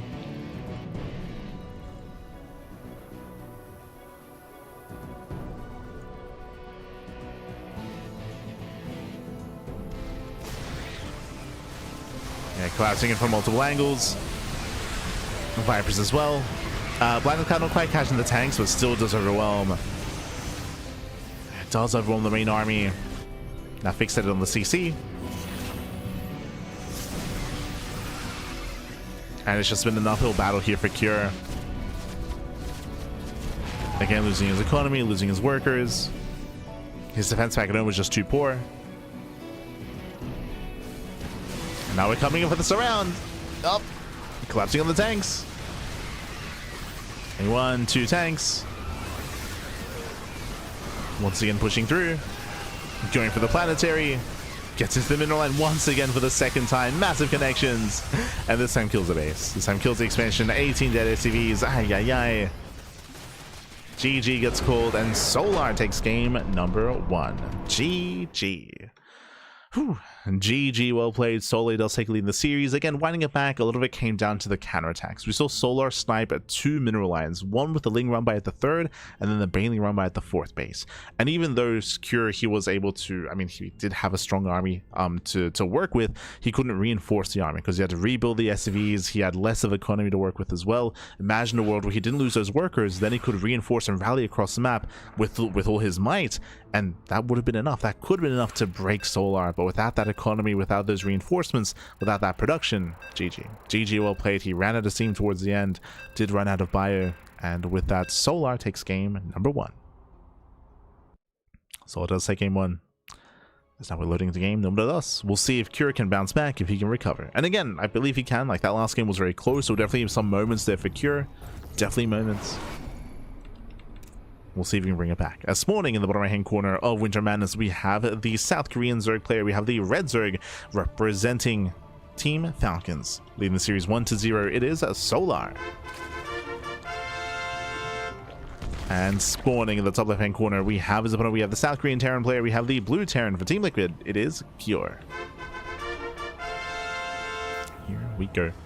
Again, I'm still thinking about that moment when Cure was pushing at the 7-minute mark. I think he reinforced at around 7:30, 8 minutes when he pushed in towards the center expansion. And when we pointed out that Solar had no Banelings. He had 0 Banelings. He had purely Ling Queen Hydra defense. And Cure had a massive amount of bio. He had 3 tanks. But if you remember, Cure was terrified. He was paranoid about a Ling run by. So he was only attacking with half his army. The other half was staying back to make sure the tanks didn't get surrounded. But there was no surround. There was no surround. There was no potential for surround.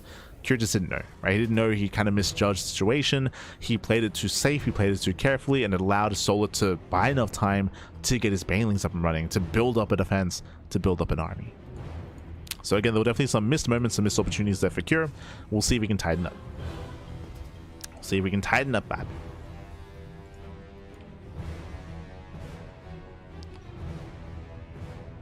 Solar is moving out. Behind this hatch gas pool, standard open out of Solar. And welcome to Winter Madness. Winter Madness is another one of these larger maps, longer rush distance by grounds. We'll see if Cure goes to the same approach or if he does adjust. As I mentioned before, Cure, he's one of the players that is willing to play mech against Zerg. Is willing.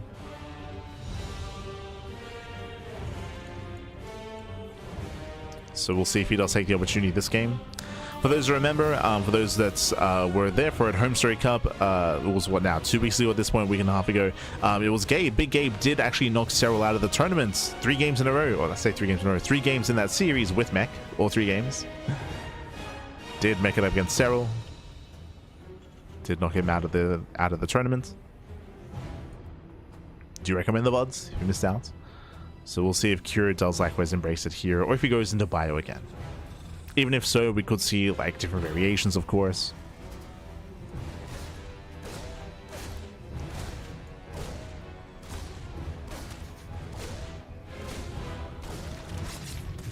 Reaper does poke in.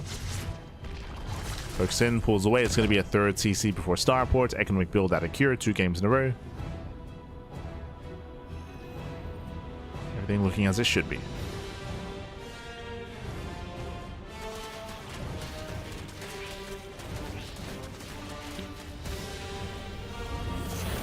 As the Starport, last game we did see Cloak Banshee out of Cure after the Viking, but the Banshees didn't really find much damage. It wasn't very worth it. So we could see Cure go back into Banshee again, or try to go into earlier stim.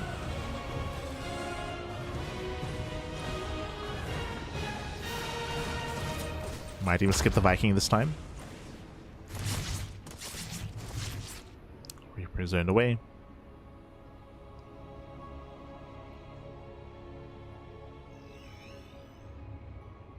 Oh, once again, Viking first. Okay, you have my attention. So, exact same opener as last game. Going 3 CC before Banshee, also 3 CC before Starport, into Viking. Again, we had the same opener last game. Last game, this led into an add-on swap into Cloak Banshee. We're also setting up for another add-on swap.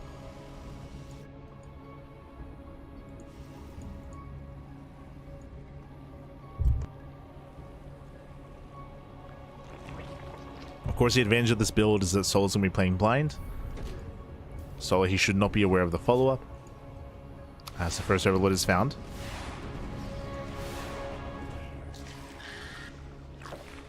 Does hunt down the Overlord. Cloak is being researched. We have the Bio follow-up. 2 more maxes, no factories. Let's go. No extra factories, I mean. And once again, Solar is going lair first. Lair first out of Solar. Last game, this was lair first into double Evo Chamber into a delayed Hydra Den. Muta play is, I would say, viable here on Winter Madness. It is definitely an option. So I don't want to take that off the table yet. We'll keep it on the gases. And yep, there it is, double Evo Chamber. Same build. At least so far. We're just settling into game 2.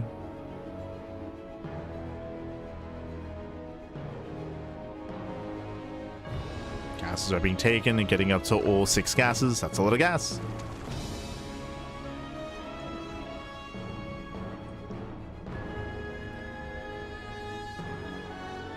Getting into our 1-1 upgrades. So at this point, we're expecting +1 range.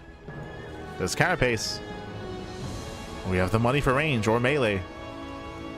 Not anymore. And this time, a much faster Hydra. If you remember, we were critical in game 1 of how late the Hydra Den was, because it was 1-1 upgrades, and then we waited like an extra minute before getting the Hydra Den. It was just so late. This time, it's on time, right? This time, it's as we expect.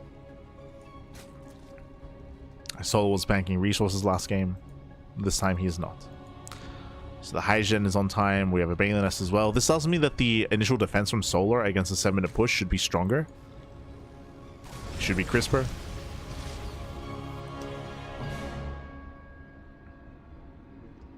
So Hydras are amassing.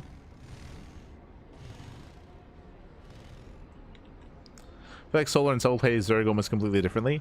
I think for the most part that is true. Yeah.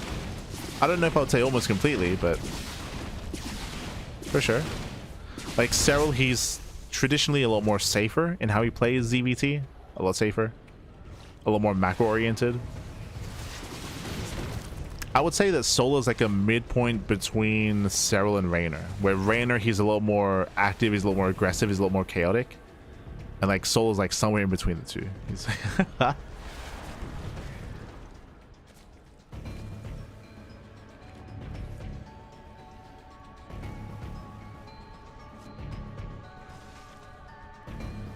There we go. Again, getting into those Hydra upgrades. Once again, getting to +1 range. As you mentioned, this has been a much more trendy style as of late. Prioritizing Hydras.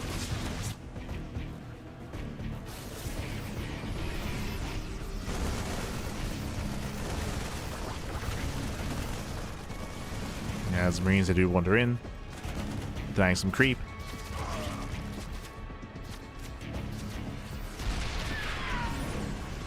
So he has to be patient. Oh, heavy supply block though. 5 overlords on the way. Ay. Yeah, big supply block. This time there's an armory. This time we have some Hellbats to support. Cure rotating over, keeping up with his army. Denying the Ling run by. Or at least keeping up with it. Oh. Yeah, nice rotation. Banelings are amassing. This time a lot more Banelings. This does feel like a cleaner defense, but it comes down to the engage.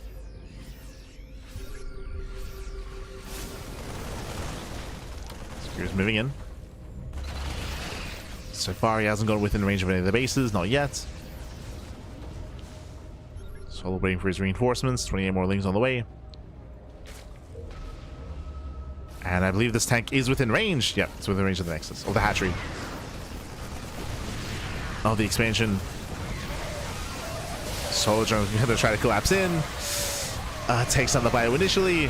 Can he break through the Hellbats? He can. Yeah, Hellbats are going down. There's one tank left in the back line. Marines, they stim in. We need more Lings. It's close. Yeah, very close defense. Lings, they trickle in, and Solar holds. Whew. Solar, he does hold on. He reset the tank count. And Cure expands. Cure is getting a 4th CC. Again, it was a very close hold, but Solar, he did not lose any drones. Drones did survive. The expansion survived as well. Cure is still rallying. He's playing with fire. Is on creep. Has to be careful. Yeah, Solar collapsing in. Catching at the Marines. A bit of an awkward engage here out of Solar. The choke point working against him. Yeah, he did not flank. Very awkward engage. Cure, I would say, taking a better fight. And this is getting dangerous. It is getting dangerous here. Queens, they all come together.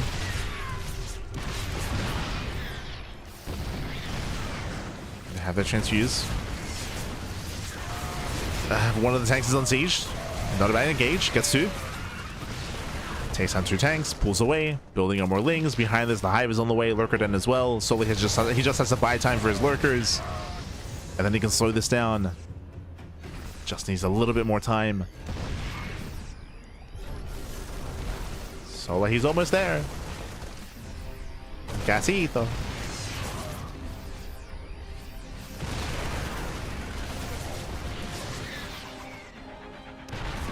Lurker Den is done. As things, they do catch some reinforcements. Getting us up with the tank. And catching up Marines. Meanwhile, the southern expansion is going to fall. Fury kills the 5th. And Solar, he backs up. He backs up, he pulls away, just waiting for more upgrades. No Lurkers yet.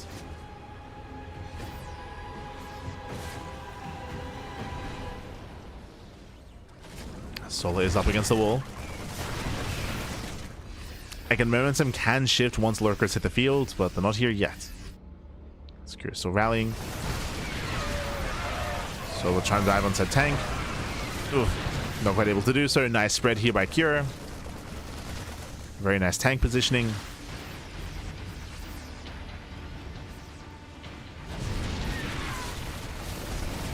He does catch one of the tanks.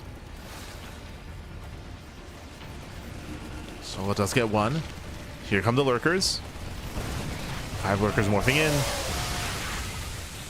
Tanks are getting within range of the gas geyser. Oof. Still an awkward position here for Solar. At the same time going for a run by. If you remember, one of the reasons why Cure, he was kind of cut at the legs and kind of cut off at the legs in the last game were the run bys. Right? Ling run bys, Ling counterattacks, mainly run bys as well. Getting 2 mineral lines. That has not happened this game. This is a Cure that can just rally across. Lurkers do punish. Nice Blinding Clouds. Very nice. Catching up both tanks. And nice defense at the same time. Ooh, there are defensive tanks at the planetary. Nice setup at the Cure. Ooh, Lurkers are being focused down. Nice target firing. Gets 1, gets 2. 2 Lurkers go down. Messy defense here by Solar. Running down to the low ground, and it looks like Solar will barely hold on here, but again, a messy defense. Cleans up the tanks. He's holding on, Bappy. At the same time, getting pulled apart. Solar giving up on the expansion. He kind of hold on to it. Thankfully, he does have bottom left. True. So let's have another base up and running. Solar, he can keep up. Did the Viper survive? Yes, there's 1 Viper. 1 Viper full of energy.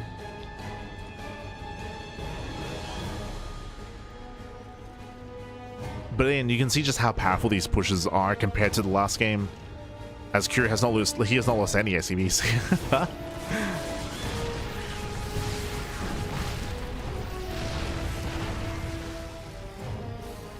As he's forcing his way in.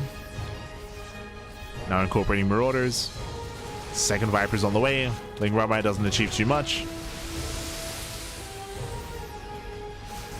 The tanks are within range. Uh-oh. Oh, they're scared. No. The tanks are within range. Even still. As tanks, they do outrange the lurkers. They bully them back. This is where Vipers are necessary. The tanks are a little bit stacked. Here come the Blinding Clouds. Yeah, covering all 4 tanks. Ling Bang rushes in. And a very nice engagement by Solar, shutting down all 5 tanks. Ay, ay, ay. Yeah, the best fight that Solar could hope for. Does catch all the tanks. Lurkers are good for a counterattack instead. Rotating to the top side. There are ghosts in position. Has to be careful. No cloak though. No cloak for the ghosts. Nidus into the main. Cure, he failed to kill Solar before lurkers. He failed to do so. Army does collapse in. Another tank goes down. Nidus Swarm does finish in the main. Yeah, no reactions. No reactions here out of Cure. He's being torn apart. The attention is not there. He has no attention, Pappy. The lunkers. Yeah, lurkers are popping off. Getting within range of the Ghost Academy. Going for Cloak. The Academy. Yeah, the Academy's under fire. Tanks are going down. And Cure is just completely torn apart here. Ay, ay, ay. Oh, nice save on some of the lurkers. Ghost Academy did full, which means Cloak did not finish. Cloak was denied for the ghosts.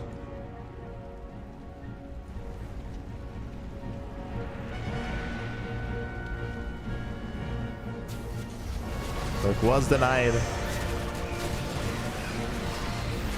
I just say push in and getting on top of another CC. And again, just really patient play there out of Solar. Yes, he did lose an expansion here and there. Yes, he was forced back into further bases, but again, it was all just about buying time, right? It was just about buying time, surviving until lurker attack. He got there, Pappy. So again, very patient, very impressive defense there from Solar. So another base goes down, another mineral line. The Cure, he did have momentum at times, but unfortunately, he just was unable to push in towards the natural. Unable to push in.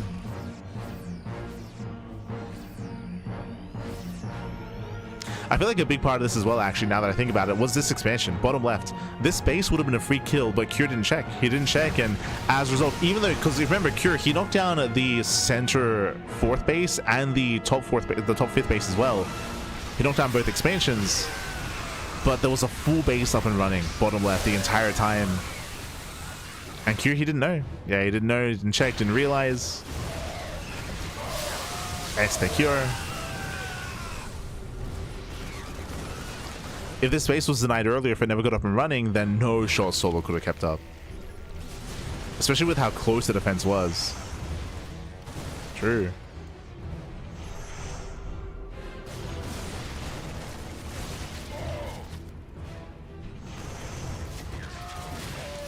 Again, that was a big moment for Solar.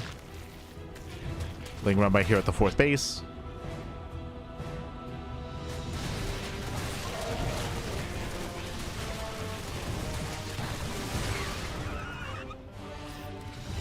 And Curie's punished. He's punished for it, Pappy. Ay, ay, ay. And with that Solar, he's chilling. He's maxed out. So I'll turn this game around quick. Yeah, the momentum swings very, very quickly. If the Zerg player can successfully defend and stay on like a 5-base economy and get into hive tech, like whether it's the arrival of the lurkers or whether it's ultras, like depending on which kind of tech path you're going for, like momentum can swing very heavily, especially because Cure was stuck on a mid-tier army, right? He was caught like mid-transition into ghosts. You saw that the ghost upgrades didn't even finish. Like he was still kind of working on that. He was heavily reliant on just keeping Solar contained. But remember, he failed to do so, right? Like, the bases got up and running unseen. Another mineral line goes down. We're going for the final push, the final kill. As Curie pulls back to his tanks, trying to make his last stand. Nice knives. He's doing what he can, Pappy. That's 32 SCV kills. Ay, ay, ay.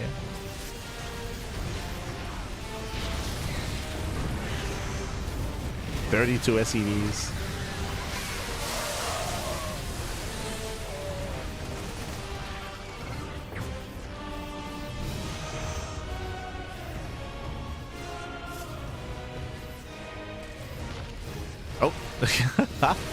Punishing the lurkers.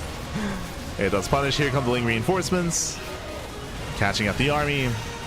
Hydras, they lunge forward. And again, this is the final fight for Cure. The final army. GG gets called, and Solar will take the series 2-0, advancing on to the grand finals. GG.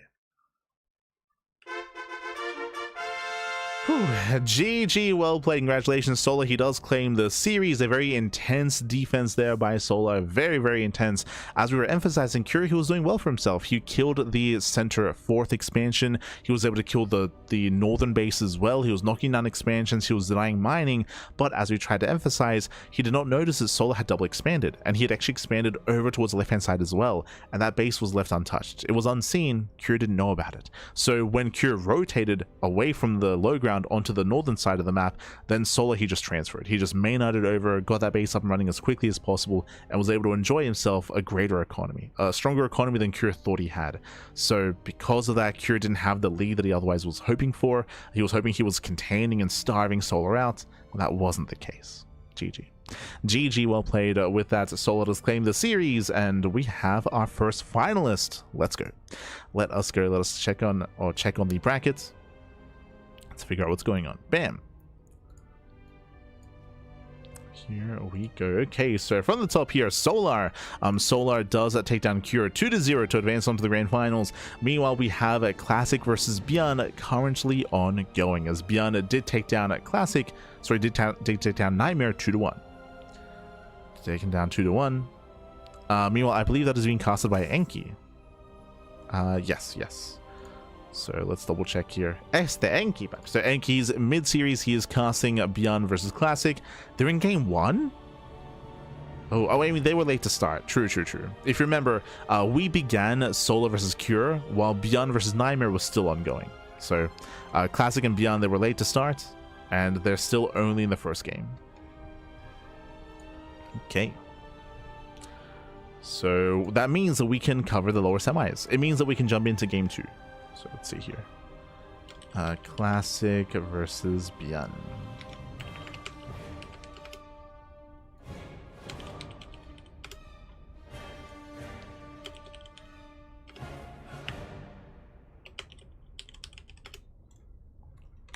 Virtus Pro.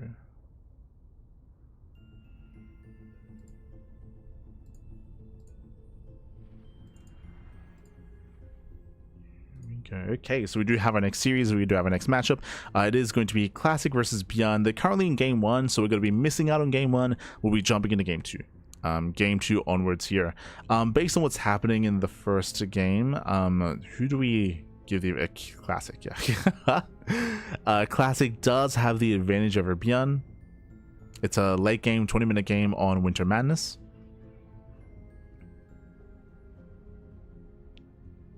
Where ByuN is working on refining his army. He has some momentum. Okay. It's still close. It's still very close. Still very, very close. It could go either way. So best of luck to ByuN, best of luck to Classic. When it comes to the stream, hold on, here you go. Here you go. You can check it out over on Enki's channel. Enki, papi. Enki.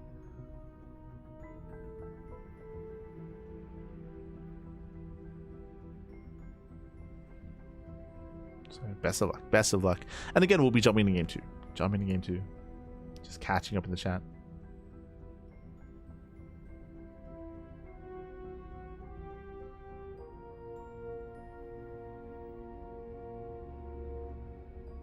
I mean, Shin or Dark are the highest contrast. I would say Dark was, yeah. Dark was the highest contrast against Serral. For sure. I would agree with that. For sure. I think nowadays I would say it's Raynor more so than Shin or Solar when it comes to the contrast between his play and Serral. But regardless, congratulations. Solar does advance on, and we're going to be cutting to a break. When we come back, we'll have Classic and ByuN. We'll see you soon. See you soon after the break. See you soon.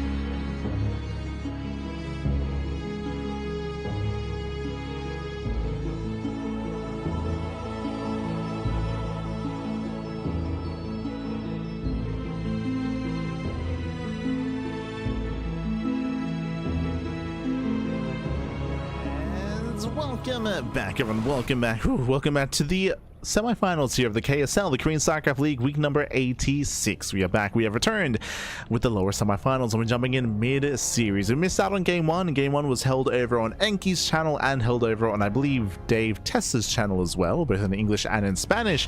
But now we're jumping into game number 2. And spawning in the bottom right-hand corner of 10,000 feet, we have the Blue Protoss player, the Blue Protoss himself. We have the South Korean Protoss representing Fortis Pro. It is Classic.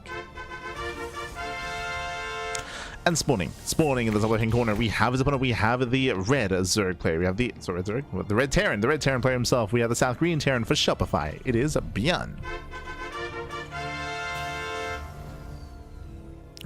And if you're in the chat, you know what time it is. It is Gamba time. Predictions are open. Place your bets on who you think will claim the series. Best of luck in the chat with your predictions, with your Gamba.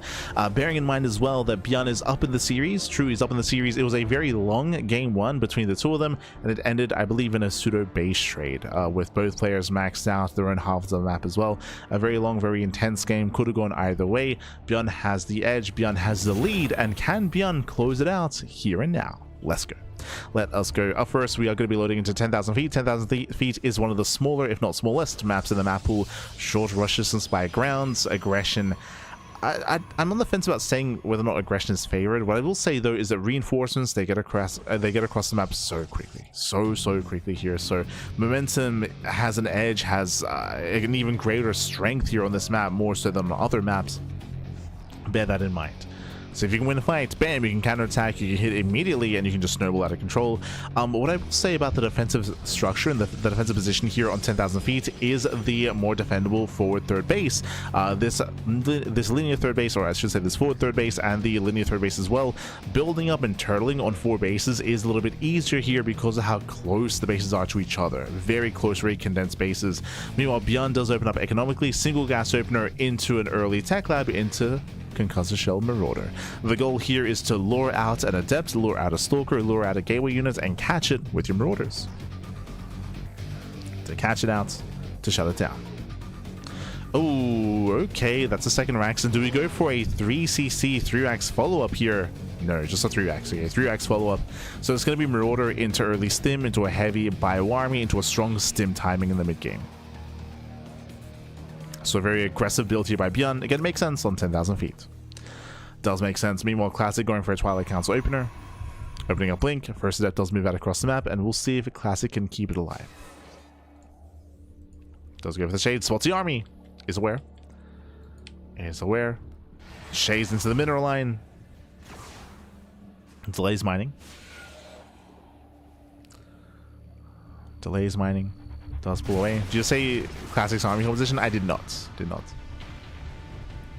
I think it was very Gateway centric. Was it like Zealot Disruptor? Question marks? Colossus? Something like that.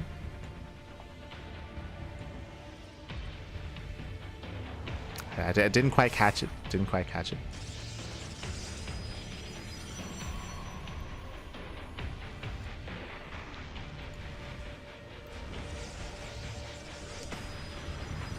We have 8 Colossus, so let's go, Pappy, let's go. The lasers, Pappy. Oh my god. We'll see if we can get a glimpse of that this time. Hallucination comes in, confirms the 3-Rax. Big scout. Yeah, big scout, big moment for Classic. He does confirm the mass bio army, the sim timing that's coming his way. He knows. Classic behind this, thankfully, is claiming his third. I believe 2 gates. Yes, so 2-gate blink into a third base into a 4-gate follow-up. This should be going into charge as quickly as possible. There's no safety robo. That's a little bit concerning. We often at this point would have seen a safety robo, so then we can rush into a bay into Colossus for the first Colossus to pop out just in time for the move out, for the push. But there won't be any splash damage here. It's going to be purely Stalkers and just Gateway units. Has Classic been too greedy? Again, he took a really fast third. He took a fast third base, and I feel like Classic should be punished for it. ByuN is moving in.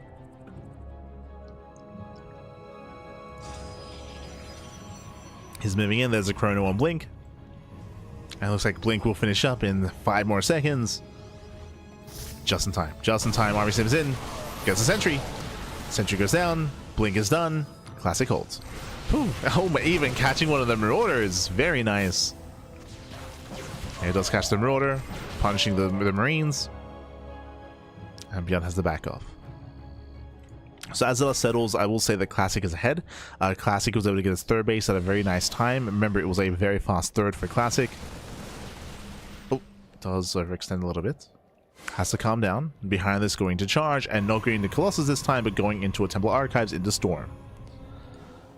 So a very different kind of composition than what we saw last game. Going to Storm, going to charge. ByuN is still being active. Bearing in mind he's doing all of this without medevac, so every stim counts. Every stim counts, every stim hurts. Gets spotted. Classic out of position, racing back over. Does race back over. ByuN going for the natural. Gets another sentry. Oof. Force field just in time. ByuN stepping forward. Okay, he stims in, he wants the Stalkers, and he's going to get them. 1, 2, 3, 4 Stalkers go down. Massive pickups. And ByuN has done it. ByuN, he has broken Classic. Every Stalker goes down. Charge is still not yet done. Mineral Line falls as well. And this is crippling damage. And again, this is all free medevac. No medevac, no healing. Crazy damage. Ay, ay, ay. 10 probes. 10 probe kills alongside 10 Stalkers. Well worth it. ByuN getting his third CC on location. Now here comes move out, this time with medevacs. Now we can stim more freely. And Classic is hurting. Classic is hurting. He's up against the wall. You can see he's warping in High Templar, but Storm only just now began. Like, it's still nowhere close to finishing. Yeah, the army stims in. The army stims in. Gets a feedback up. Gets 2. Okay. Does get 2 feedbacks. It may not matter. Can he get the Archon? He can. Oh my god. Barely brings down the Archon. 2 Stalkers left. There's the NG overcharge. There's the warp in. Classic does barely hold on, but that was an expensive defense here for Classic. He lost, what was it, 4 High Templar? 3. It was 3 High Templar. Ay, ay, ay. Again, hefty losses for Classic. And you can see that ByuN, he knows he has momentum. We spoke about this earlier, how powerful momentum is on 10,000 feet. Because the map is so small, once things start going, once the dominoes start falling, they keep falling. They keep falling back. So ByuN is just pressing his advantage. Just rallying across the map and knowing how close he is to just breaking Classic. Storm is done. True. Storm is done. Classic, he has to buy a little bit more time here for Storm. A couple more seconds. He has one ready. Yeah, there's one. Soon to be a second Storm at the same time as Zelts into the main base. ByuN, he defends. Tanks are exposed. Yeah, first tank goes down. Second tank as well. Nice pickups. Classic, once again, is barely holding on. But the medevacs, they reinforce. Yeah, they reinforce. They maintain the army. Another High Templar falls. Boys are being pulled. Classic getting desperate. He's desperate. Down to 1 Stalker. Oh my god. Again, heavy overstim, but here comes a rally. Here comes the reinforcements. Vikings, they can land. They do. Oof. Catching out one of the observers. Energy overcharge is available. You're gonna have maybe 1 Storm. There it is. There's the Storm. Oof. Zoned away by the tank. It's being zoned away. ByuN, he does second guess himself. He respects the Storm. It's only 1, but he respects it.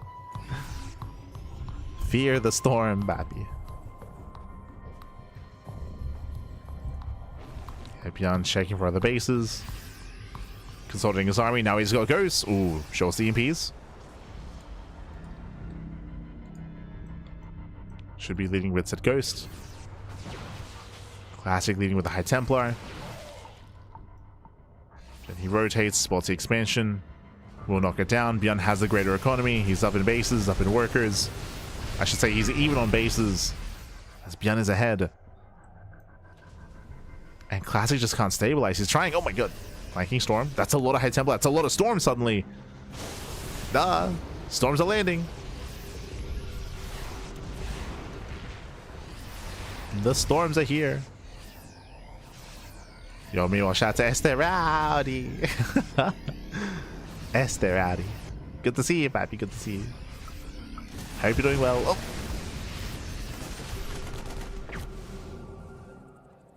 That's ByuN does scan. That's scandal. Oh, the Prism! Ooh, Prism gets stuff to idle. Nice Storm. Yeah, Nice Storm does punish. EMP does graze the army, though. Ooh, cashing out 3 High Templar. There's what, 1 Storm left. Oh, and G have a charge. EMP lands. Yeah, crazy EMP. Yeah, 0 Storms remaining. Just a Gateway army. ByuN still has a kite back, though. He has to make use of that tank. There we go. Massive tank shots going up on the Zealots. And there's a Storm. Okay, that was the final Storm. That was it. That was the final Storm left. ByuN still rallying. Still so close to breaking Classic. Going for the feedback. As this all Classic can do. Oof. Brutal EMP. The EMP next to the Stalkers. More EMPs available. And catching at the Archon. And ByuN has broken through. We have a couple of Novas coming in, and if these Novas connect, then maybe. But we need the juiciest connections. We need the juiciest connections possible. Nova's coming in. And Nova goes off. Ooh, does not connect. Losing the expansion once again. What about Nova? No! Gets focused on very nice Storm. Jesus. That Storm was crazy. Storm and the Archon shot. Ay, ay, ay. Classic barely holding on. Behind this, ByuN, again, he's up in bases, up in workers, up in economy, up in production. Outside of taking a really bad fights, ByuN, he's been in the driver's seat for the majority of this game. It all comes down to the early game momentum, right? Once the ball started rolling, he just kept going here in favor of ByuN. He just made sure that Classic could never expand. He made sure that Classic was bleeding out high-tech units every time. No! Nova's going off. Getting 1 Ghost. Just 1. Yeah, that was 3 Novas to 1 Ghost. Disruptors, they get focused down. Oh, losing another and another. Hefty losses there for Classic. We got some decent Storms. But oh god, it's not worth it. It's not worth it, Pappy. Not like this. The army collapses in, catching out the Archon, catching out another Disruptor. That's once again every Disruptor going down. And now there's no splash damage. Now it's purely a Gateway army, just Zealots and Stalkers. That's all we got left. Just a Gateway composition. That's all there is.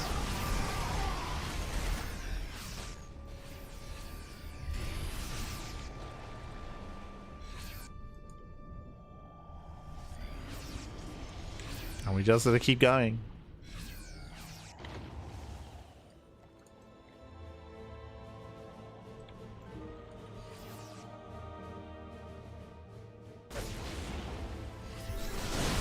Oh no.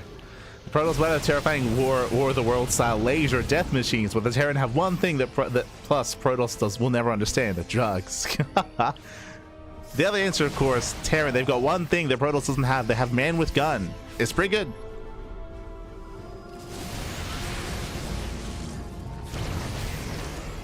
Man with gun, Pappy. Aye, aye, aye. Yeah, EMP pops up. Got 1 more Nova. 3rd Disruptor has arrived. But now we got Liberation Zones. Oh, the freedom is here, Pappy. The freedom has arrived. Another expansion goes down. Once again, Classic just could never go to 4th base up and running this game. Just would never happen. He's going for the base trade. Going for the Hail Mary play. Disruptors are exposed. He sims in. He gets 1. He gets 2.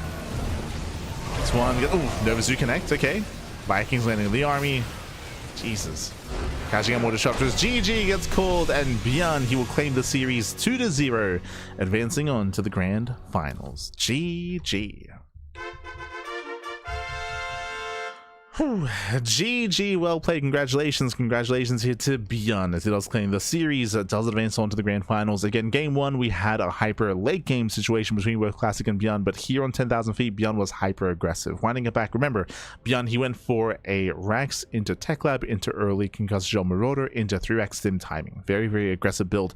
What did Classic do? 2 Gape Link. He went 2 Gape Link, into a third base. Very greedy build out of Classic. So Classic, he was being greedy. He delayed his tech, he delayed his splash damage, he delayed his robo, he delayed his temple archives, he delayed everything in favor of a greater economy, and he was punished for it. So that ByuN, even though he didn't kill the third base, he was applying pressure, and he was able to kill, was it 10 stalkers. He killed 10 stalkers and 10 probes at the third. He was able to break his opponents and punished Classic's greed. It was greedy, it was risky for Classic to be so economic coming into game number 2 here, coming into 10,000 feet, and ByuN punished that. And that's why ByuN, once he got that ball rolling, he just kept rallying. He kept rallying. There was very little downtime in that game. There was barely any room for Classic to breathe. Classic, he just wanted ByuN to back off and give him time, but ByuN, he just kept hammering down that army, hammering down the base, and ensuring that Classic could never expand, could never get a fourth base up running, could never build up to critical mass a high Templar or Disruptors or Archons or anything else. GG. GG, well played. Very aggressive game here by ByuN. Does punish Classic, does overwhelm, and now we're getting ready for the grand finals. It's going to be a best of 5. Best of 5 finals here between who? Between ByuN and Solar. Let's go. Getting ready for that best of 5.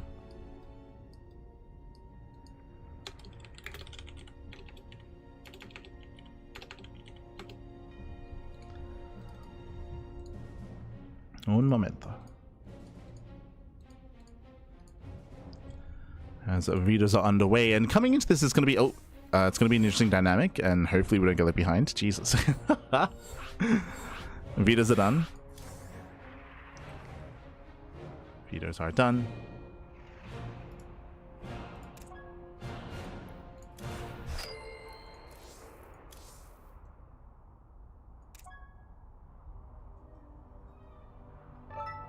Beautiful.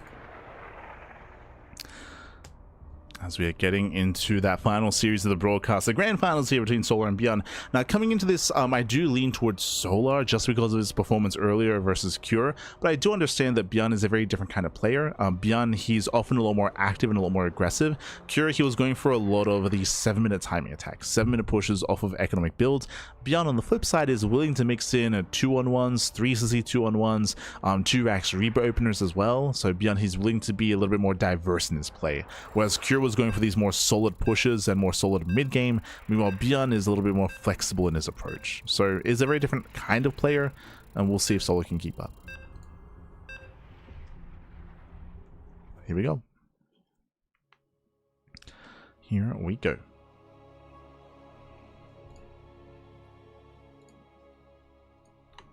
As game 1 is going to be on Mothership.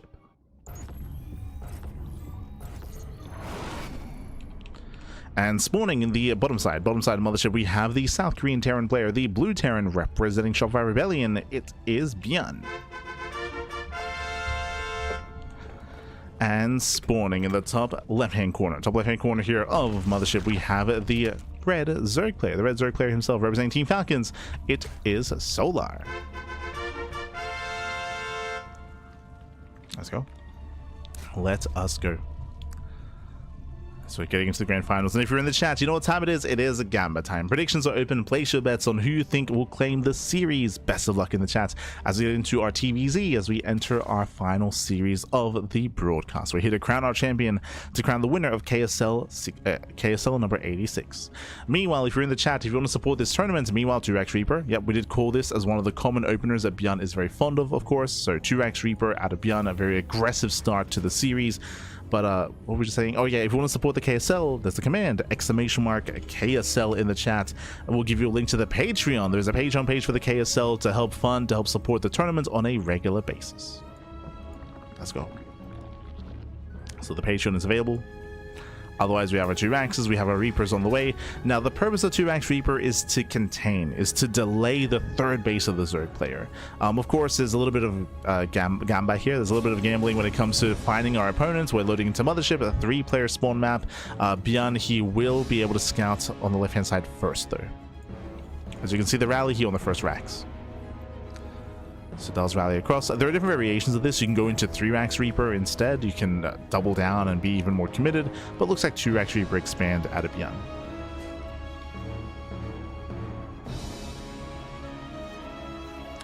And then the goal here is not to kill. This is not a rush. This is not an all-in. This is an economic opener. The goal is to get an economic lead by containing the Zerg player on a lower base count. But here we go. Reapers, they move out across the map.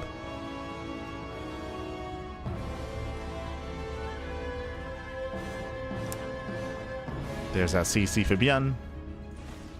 And ByuN does find Solar. Does find him. Again, pokes in, gets one Zergling kill, not bad. Does kill one, a drone is in position to expand. Solar does get link speed, pulls out of gas, and the third base is being thrown down. Yeah, ByuN, he was not in position to delay the expansion. And behind this, he is cutting Reaper production, only making 3. So only 3 Reapers. I will say that Solar's being a little bit greedy here, but he's getting away with it. He's getting away with the third base. He's keeping up so far with the Reapers. Oh! As ByuN gets no damage.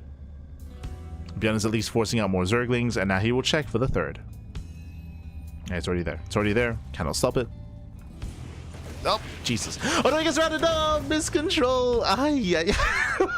Solar, calm down. But ByuN did miscontrol there. He did miscontrol. The question mark out of Solar. The crying face emoji out of ByuN. Feels bad, man. But yeah, ByuN, he did move command forward there with his Reaper, which is why he got surrounded. That should not have happened. And ByuN has had a shaky start. Oh no. But yes, if you slip up against Solar, he will question mark you. He will. Oh god. Not like this. Behind this, ByuN going for his own 3cc 2-on-1 follow-up. Working towards Stim, working towards ByuN. Aye.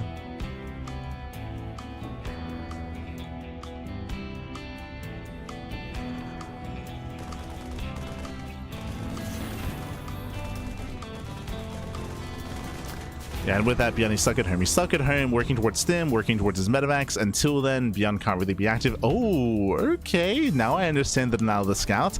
This is a 3cc 2-on-1, but we're not prioritizing medevacs. We're going into Banshees. Now, this is a cheeky variation that both ByuN and Maru do like mixing in. They started doing this, I want to say a year ago, maybe a year and a half ago, during GSL, leading into DreamHack, of course. But basically, the way this works is mind games. Against a 2-on-1, it is standard to go for Stim to build up your bio army and then to rush into a reactor into medevac production, right? And then to move out across the map with your 16 marine double medevac drop. It is inefficient not to get your medevacs out. Ooh, hell that push. But this is inefficient technically, which is why there shouldn't be there shouldn't be spores. So you can see the spores are being thrown down. These are in position to defend against liberators or to defend against drops. They're not in the mineral line. They're not in position to deal with banshees because again, there shouldn't be banshees. So technically this is inefficient, but because it's inefficient, it does catch Zerg players off guard. Because technically, against a refined build, there should not be banshees. Meanwhile, this is a more aggressive variation. We're going banshee plus hellbats. So reacted Hellion into double armory into mech. So it's going to be a 2-on-1, and that's why he cancelled. I don't know if you noticed, he cancelled Stim. He created a concussive shell just for show, cancelled it as well, is going into mass factory. So it's going to be initially revealing 2-on-1 into a fake out into mech. Jesus. For those that haven't been watching StarCraft as of late, mech is very much so viable even after the nerf to the Cyclone. The most recent example of that, and we've been seeing a lot of examples as we've been seeing a lot of mech as of late, but it's Big Gabe. Big Gabe versus Cyril at Home Story Cup. Gabe did defeat Cyril in a best of 5 with mech 3 games. Like all the games that Gabe won in that best of 5 was using mech, and Cyril had a harder time. Did have a harder time. Players like Cure, Maru, Clem, they do mix in mech. They sprinkle it into their series. We're seeing it here from ByuN as well. I'm not saying that we should see this every game, no, not at all, but like once in a best of 5 makes sense to me. Despite that, wasn't expecting it after a 2-on-1, but meanwhile, because this is going to be a late realization from Solar, the Banshees, they do come into the main base. Spore just now finishing, 4 drones did go down, but Solar, he's already committed into Lingbane Hydra, and Lingbane Hydra is inefficient against mech. Because Solar was expecting ByuN, right? So this is where the fake out works. Right, the fake out does work. So Solar, he's now stuck with a more fragile composition. Not saying that Lingbane Hydra can't work. It can work. It can hold its own at times, but it is heavily reliant on surrounding, on outflanking, on outpositioning the battle mech army. Otherwise, it's very much so a glass cannon. Like it's just very fragile and can very quickly just topple over and just crumble. So it's a very delicate composition. You have to be careful with it. At the same time, at ByuN, he's building up. For me, Solar should be working towards Hive Tech and towards Vipers. Like that can support this army quite heavily. But for now, Solar, you can see he's not droning. Oh, okay. Bold move. So Solar, of course, he's now confirmed, right? He confirms it is mech. Solar, he chooses not to drone. So this is going to be a 3-base all-in. 3-base all-in out of Solar. He's massing up more Lings, more Hydras, and either Solar kills ByuN or he dies trying. As Solar refuses to drone. And it makes sense just because Solar he isn't really set up for a longer game. He's not set up against mech. ByuN, he has not seen the lack of workers. And again, Solar, he's committing, he's going for it. Yeah, he's going for the kill. I just get spotted. We don't have any tank production here by ByuN. Yeah, no tanks, only Hellion Cyclone. Lings are coming from behind. The surround! Oh, he tries to. Yeah, attempts to surround, but alas, the army does slip away. Yeah, it does pull back. The boys are being pulled. You can see that he's fighting half the Hydras. One half goes down, and now there's one half left. Yeah, so a very disjointed attack here from Solar. And Solar, he will lose everything. He will lose everything here. Yeah, the Cyclones, they lock on. Hellion reinforcements have arrived. Lings, they cannot engage. We're down to 3 Hydras. Down to 2. Down to 1.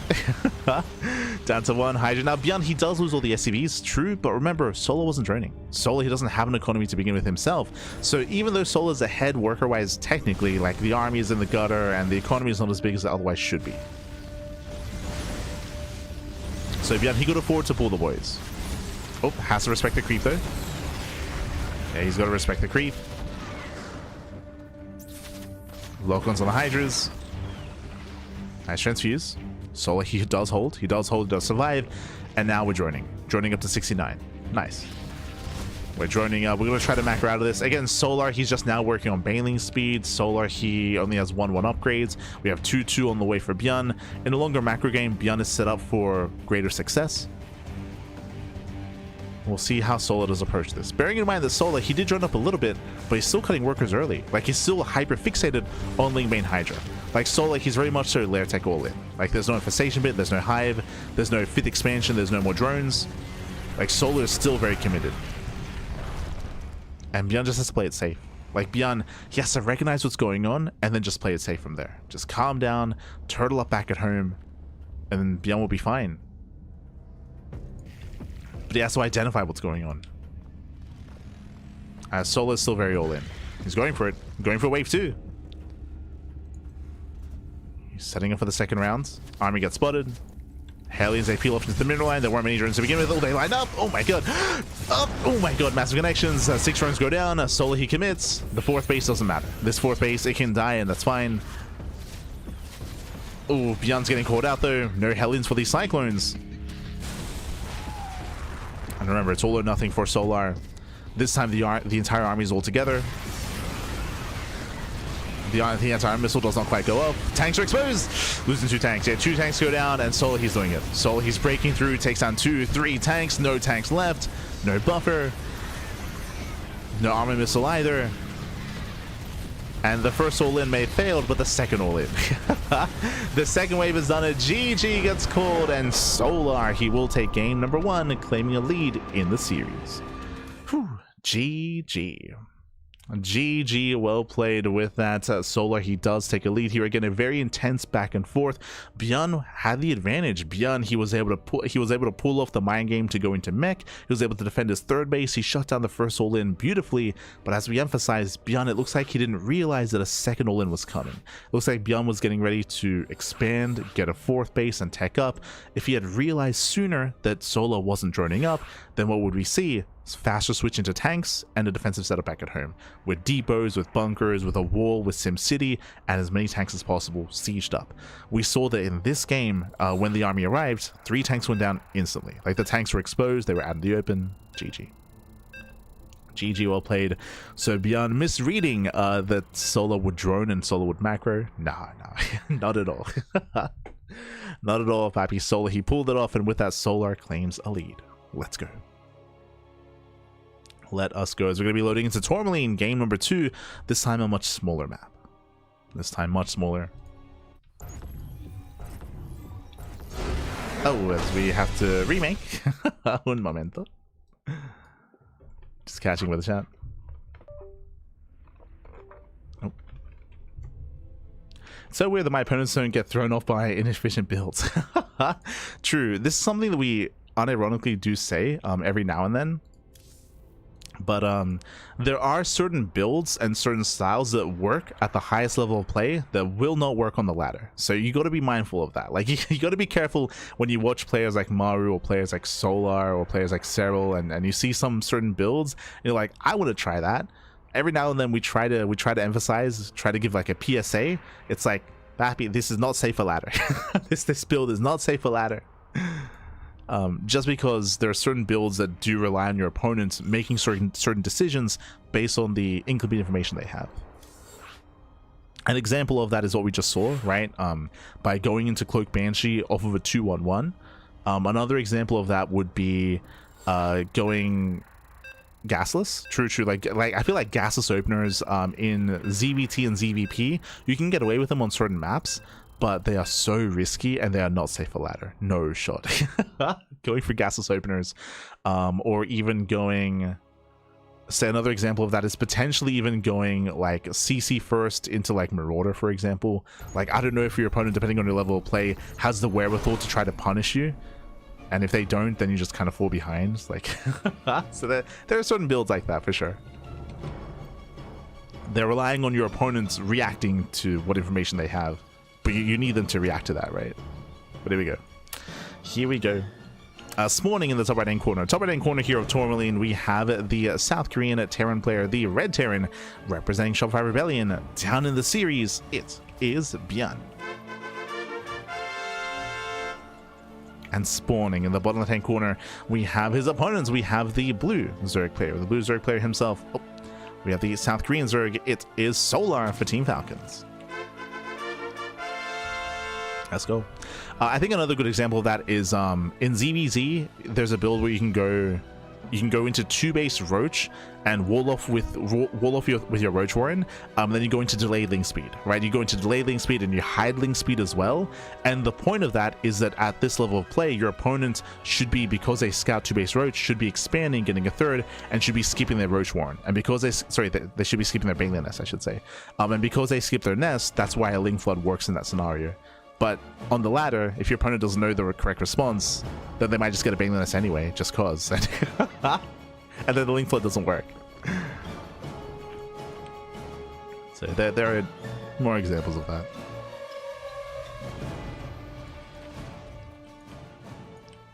See, if you're gonna mind game someone, they have to have a mind to game. You have to. Oh no, not like this.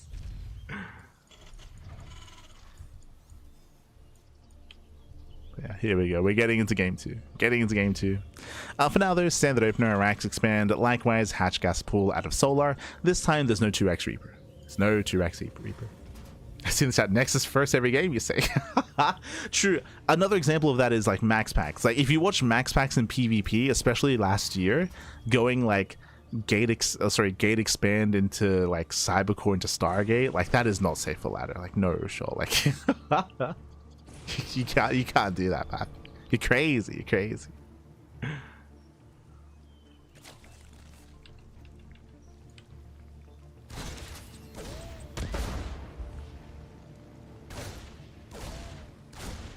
Here we go. Now that we're settling in, we are going to be settling in. We do have our fast start CC here from ByuN, so going 3 CC before Starport. We do have a standard economic opener out of our Terran player this time. ByuN is calming down. He's calming down.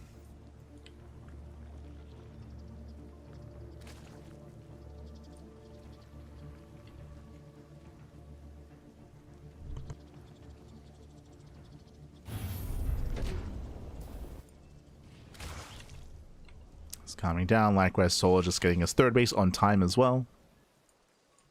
We can chill. And also welcome to Tourmaline. Tourmaline is one of the smaller maps in the map pool with shorter rush distance by ground. We often do see a lot of all-ins on Tourmaline because of the rush distance and because of how open the area here is between the natural and the third, and also the third base as well. Just very open bases. So I would expect, and what's in the back of my mind, is an early Roach Warren. Like, we could see an early Roach Warren, we could see a Roach all-in out of Solar. That is relatively common on Tourmaline. Oh, Viking first? Okay. Interesting. ByuN, he does mix things up here, opening up Viking first, not going for the add-on swap into Banshee. This could lead into BC, but ByuN isn't really much of a BC kind of player. But the goal here is to hide the follow-up. Oh, fast stim. Okay. So Viking, no add-on swap, fast stim instead, no Banshee. And of course, Solar has no idea. This can lead into a Hellbat push with an armory, with continued reactor to Hellion with marine support as well. So this can lead into Hellbats. Overlord moves in. With the Overlord, what do we see? Not much. One Hellion, which isn't much of a tell. Like 2, 3, 4, 6 Hellions is standard. 4-minute 30 lair timing at a Solar. Okay, does go lair first. And I'm waiting to see an armory. Oh no, double eBay. Okay, double eBay behind this, going to double upgrades. ByuN is pushing.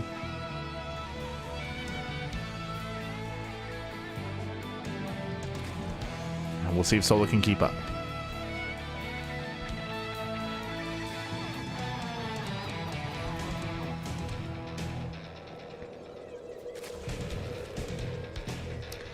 Solar just go for a safe opener. The Hellions, they just run past here. They rush past the Queens. There are some links here to defend. Collapsing the Hellions. They at least try to. Nice flank. Nice around. But the Lings are going to get roasted. Hellions, they bust into the mineral line. Drones are going to go down. Getting 3 drones so far. Getting up to 5. So 5 drone kills. Oh, he wants them though. Oh my god. He wants the drones. Wants to get there lining up. We got one more volley. 15. Oh my god. 15 drones go down. Liberator goes ham here at the third. Let's get one more volley of, oh my, they're so low. John, 26! That's game. GG. GG, well played. 26, 28 drones. That is game-ending damage, and we have a series. We have a series. We have a back and forth. GG, well played. We have a matchup. Let's go. Let us go. That was not meant to end the game, but we saw that Solar, he was being a little bit greedy. He had minimal links to defend, and he did stack up at the end there. He stacked up crazy damage. GG, well played. Liberator, of course, did also play its part, for sure. And with that, we're getting into game 3.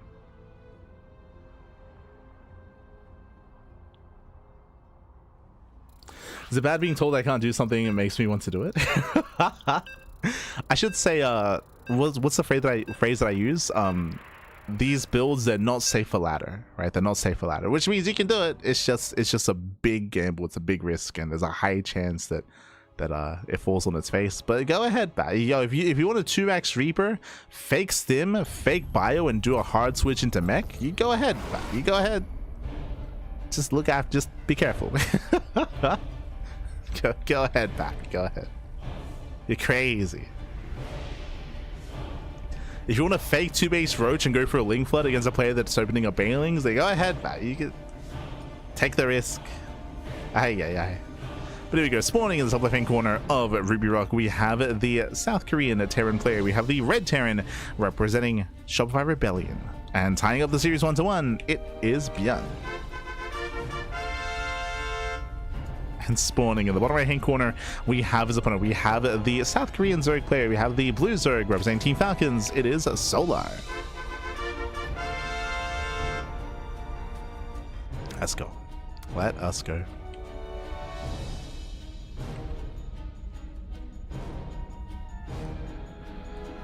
As we are going to be settling into game number 3 here. Again, we're tied up 1-1. Game 2 did end very abruptly, but ByuN, he was able to get in. He was able to gamble it all on his Hellion dive, and he was able to deal game-ending damage. 28 drone kills.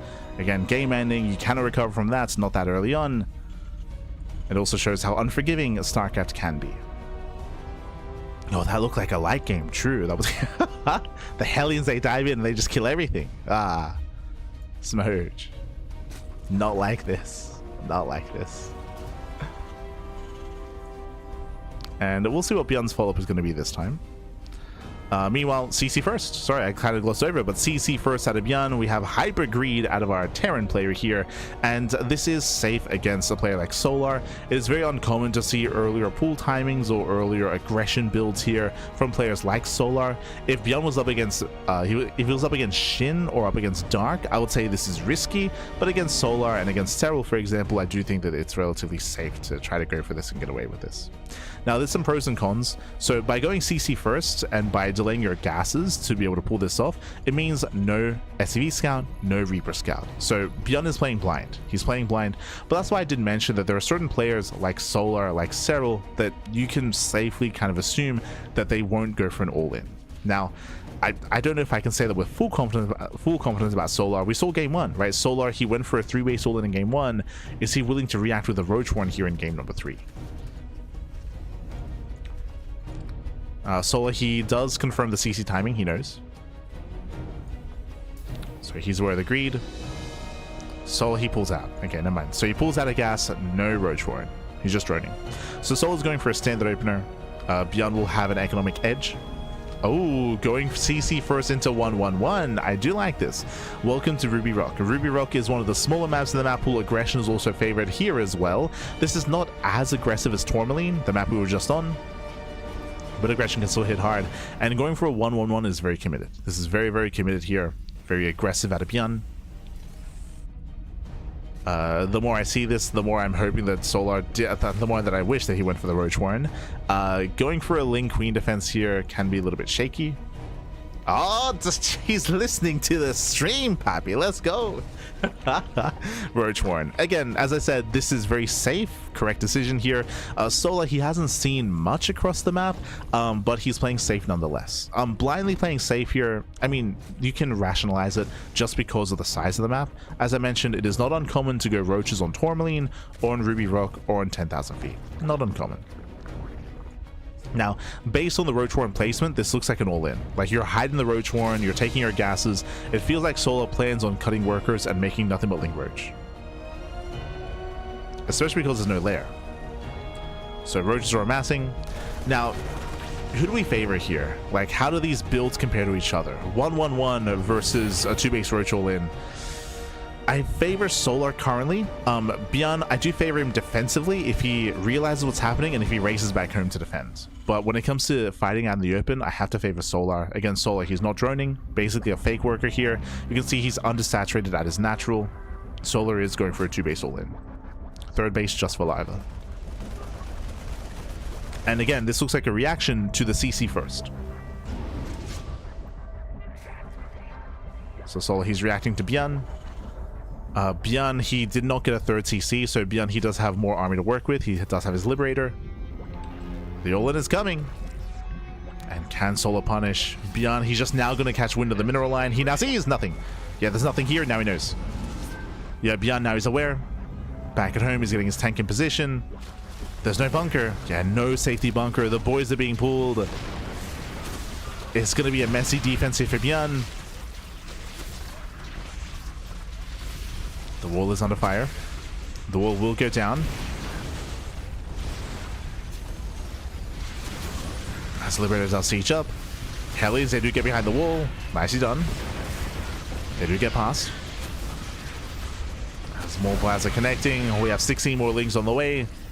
Once the wall is broken, then we can just flood in. And he goes for it. Yeah, he does go for the dive. Collapsing the army. Biles here on the Liberator.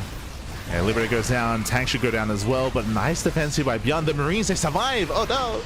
Yeah, Marines, they hold on. They shut down the Lings, and with that, Solar, the all-in is failing. He did bring down the tank. Solar, he needs more Zerglings. Yeah, we have 22 more Lings on the way. ByuN is holding. It did cost him 13 SCVs though, but ByuN still has a greater economy. That's how far ahead he was. You can see here the worker counts are neck and neck, and ByuN has mules. So ByuN, he is ahead. Ah, the all-in has failed. Yeah, the all-in has failed. Solar, he does turn back around. He does race back home. Again, a very, very clutch defense here by ByuN to be able to scout and have melee only seconds to react. He was able to wall up. He was able to get his tank and his Liberator. He was able to pull the boys. And Solar is hurting. For now, Solo, he's rejoining, resaturating. ByuN is being active. ByuN has stim and +1. Jesus. Now, thankfully, there's an army in position. So Solo, he shouldn't lose too much here. If anything. Yeah. So he's holding on. Here comes ByuN's push. Now, coming into this, ByuN, he does have a lot of potential here with this ByuN army. Behind this, remember, he's 2-base all in himself, right? If you remember, we were trying to emphasize this, that ByuN never got a 3rd CC. Like, ByuN, he is 2-base all in. The momentum, it's kind of like switching from one player to the other. The turns of tabling. Ah, true. Oh. As now, Sol is the defender. Denying +1. Not bad. +1 is denied. Marines, they get 1 drone, 2 drones, and a gas geyser. Nice pickups. Whereas ByuN, he doesn't lose a Marine. Pulls away. Solo, he's expanding. He's still droning. He's still teching. If Solo's too greedy, then he will just die. Remember, ByuN, he's building up those tanks back at home. He's getting ready for his all-in, and he can pull the boys. Now, we spoke about this during the whole Mono series versus Solar, but pulling the boys can be very effective against Roach Ravager if there are no Banelings. If there are no Banelings, then the SCVs, they tank very well.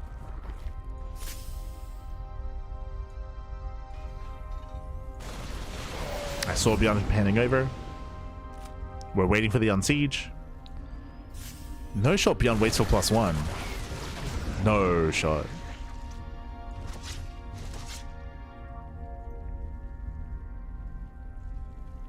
And again, the problem is that because Solo was the first one to go for the all-in, Solo's own economy is like it's not very high here. He's not being greedy, right? It's low eco versus low eco. Here comes the all-in. Doesn't pull the boys. Okay, doesn't pull the boys. How many tanks? 5. Jesus. Okay, 5 tanks. ByuN is gaining ground. Ooh, medevac barely does survive. And again, there's just so much Roach Ravager here. So much Roach Ravager. Like, Sol, he's benefiting from his earlier aggression because he stayed on the low economy, lower base counts. He has a massive army as a result of that.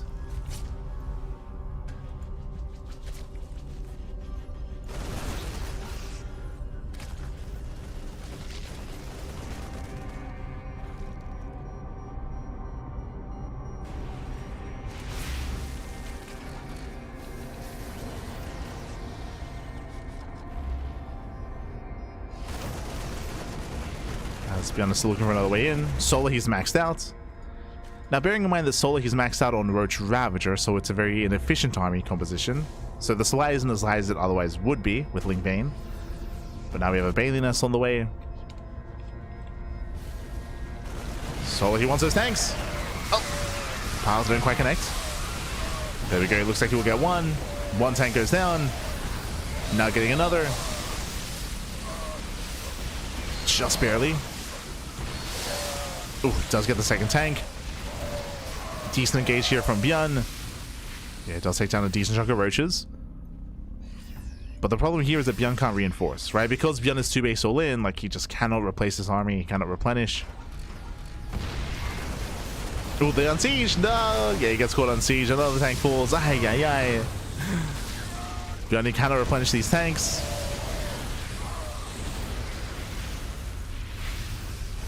Not like this. Sully's collapsing in. Once again, piles them down. Tanks are stacked up. Lings, they trickle in, and Solo, he will completely clean this up, but every tank will fall. Takes down all the tanks, breaks through the Marines. And this is the final army. The final units here for ByuN.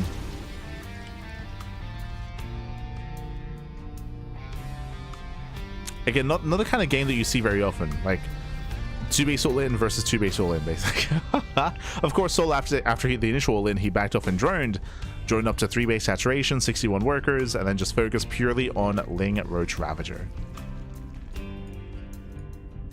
ByuN getting desperate, floats over his main, floats over the main base, trying to maintain this army.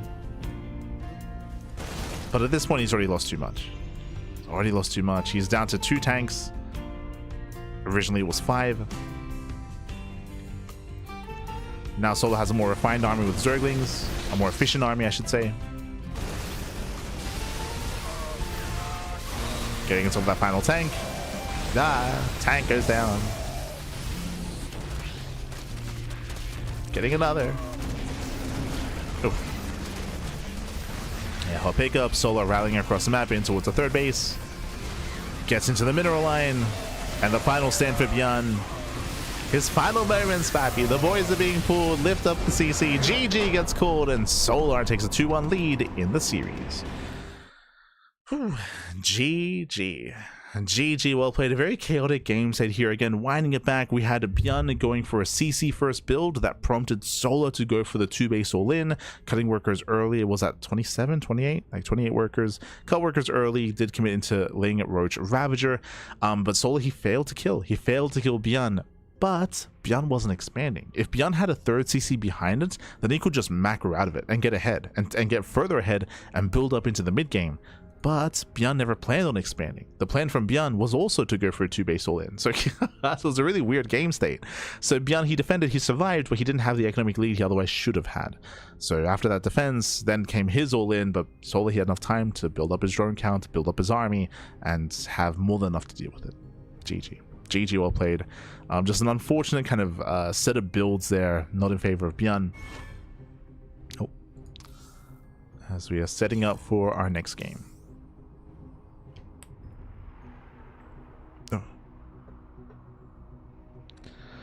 As we're setting up here for game number 4, I'm going to be on White Rabbit. Also, where's... Oh.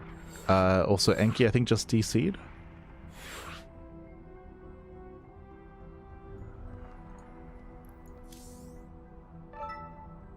Okay, we're good.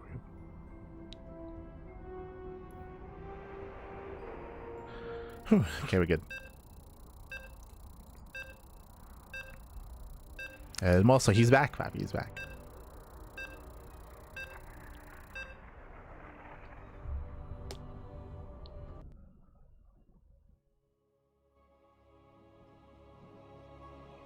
One should never pull out. Oh no. Seeing ByuN win from this position, it is possible, especially if the opponent is greedy, right? We were trying to emphasize that, the fact that Solar, I want to say cut workers at 61, which is technically under 3-base saturation. Like, if Solar had droned up harder and had gone up to like 70, 80 drones and started to tech up as well, then for sure I can see ByuN like winning from that position and having some opportunities. The issue there was that Solar stayed on a lower drone count. But here we go. Here we go. We're getting into our next game. We're getting into game number 4 and spawning in the top right-hand corner. Top right-hand corner here of White Rabbit. We have the South Korean Terran player. We have the Red Terran representing Shopify. It is ByuN.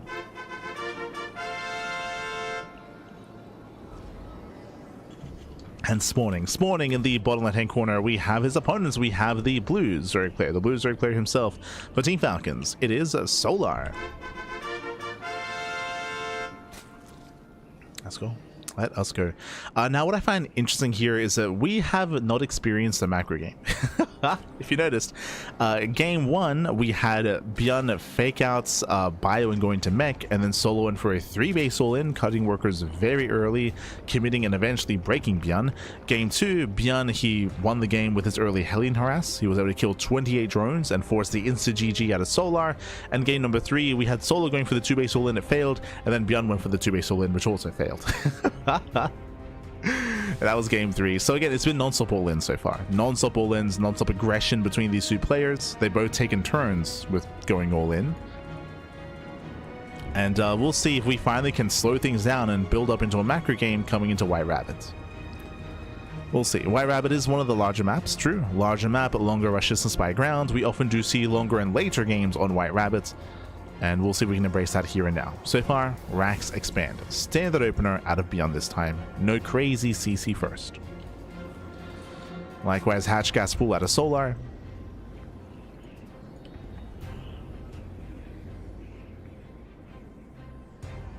Let's go.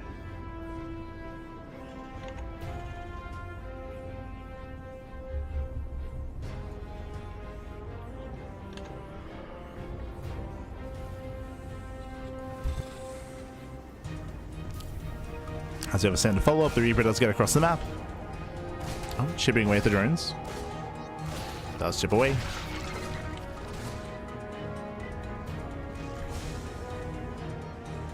And no major kills yet. I believe just killing one Zergling. And Solar does hold. Behind this, we have a third CC before Starport, so we have an economic follow-up here out of ByuN. For the first time, right? Let's go. Oh no, to be fair, we saw 3 CC in game number 2 as well. The game just didn't last that long.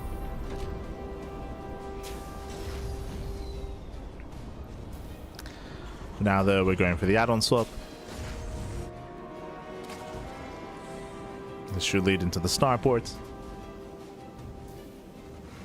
Should lead. Oh, never mind. Double eBay. Okay, interesting. So it's going to be a third CC before starport into double eBay into most likely a second and third racks. Very greedy build. Very, very greedy build here by ByuN.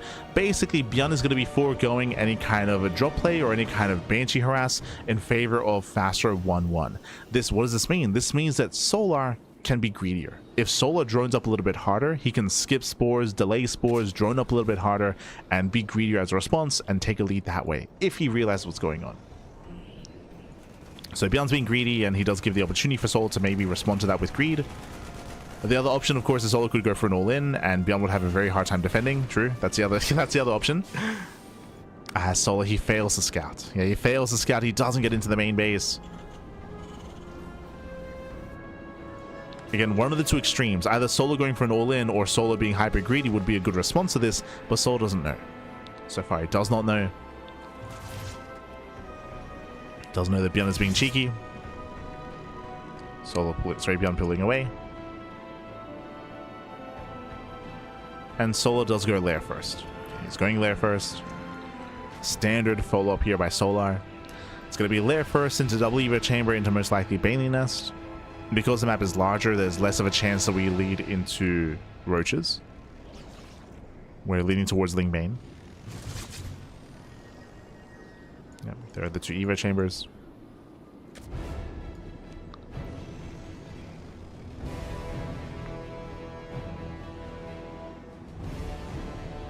Solar, he's getting his safety spore crawlers. Again, he doesn't know. There is no starport, so there's no need for spores. But again, Solar's playing blind. You're now making a handful of lings, droning, taking gases. Now, what we often do see with this kind of build, we see it from Maru quite often, especially last year. He was very fond of it. When you go for fast 1-1 like this, I don't know if you noticed, but the army is already done, just lined up for 2-2. Now, this can lead into a 2-2 3-base all-in 8 racks. That would be very, very strong, and it hit very, very hard. Maru, he has done this build before. ByuN and Maru, they're good friends, they share builds, and we could see something similar here out of ByuN. Especially based off of the trajectory of the series, right? Every game so far, we've had an all-in of some kind, so I'm leaning towards a 3-base 8 racks all-in here. For now, we have 5 raxes. We'll see if he throws down 3 more raxes. We'll see if he gets gases. So the signs here of a longer macro game would be gas geysers and a second factory and a 4th CC. That would be signs of a macro game.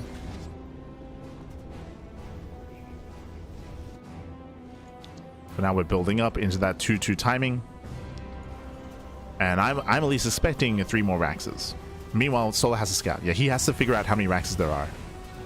So the Overseer does slip by. Marines are in position to deny the scouts. Solar, he doesn't get in. Oof, he does not get into the main. Solar, he sees nothing. He does see the gas, but there it is, second factory. This is one of the signs. We spoke about it. Second factory, extra gas geysers. ByuN is not going all in. He's macroing.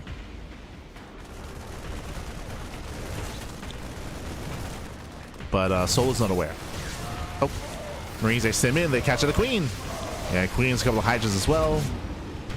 Some okay trades there out of ByuN. +1 vehicle weapons has begun.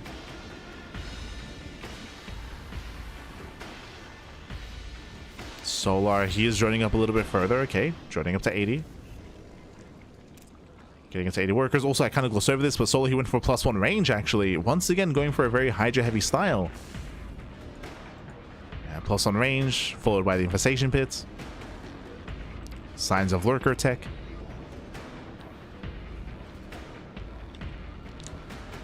ByuN is being active, but remember, ByuN is expanding. There's that 4th command center.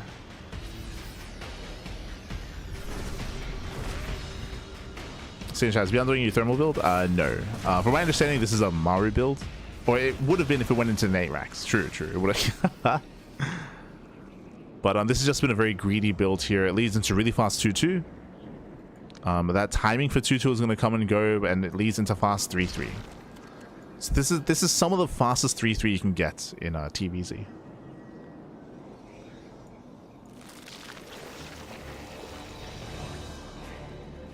So hyper fast upgrades. I think in comparison, we got +1 melee. Well, we got +1 melee on the way, as we're getting 3-3 upgrades.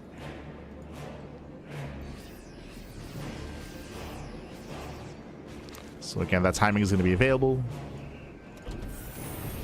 Yeah, then getting into a 4th TC.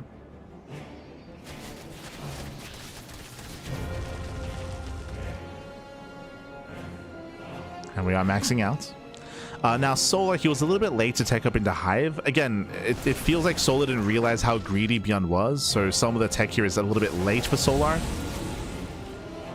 But Solar, based on the upgrades that we're seeing here, he has options. Solar could go into Ultras or into Lurkers. Both are still available to him. ByuN pushing right down mid. Jesus. And we're going for a bit of a base trade here. Solar does hit the 3rd. At the same time, ByuN pushing to the center. The Baneling's in position. He's unsieged. Oh no! Yeah, ByuN gets caught out. Yeah, he's caught on siege. Massive alien connections. Ay. ByuN does slip away, but he will lose 10 SCVs in the process. A messy push here from ByuN. He wasn't looking back. Wasn't quite looking. And we have the answer. It's going to be Ultras. So it's going to be a Lingbane Hydra into Ultra Tech. ByuN is in trouble. Thankfully, still has that 3-3 timing available here, but he has lost momentum. He has to back up, has to pull away. Solo's already remaxed. Oh, nice catch. Gets 1, 2, 3 queens. 3 queens get caught out. At the same time, Solo going for his own attempted run by. Banelings, they roll in. Oh, they do roll in. We get some okay connections. Doesn't get into the mineral line. ByuN does get supply block though. Oh. Yeah, brutal supply block.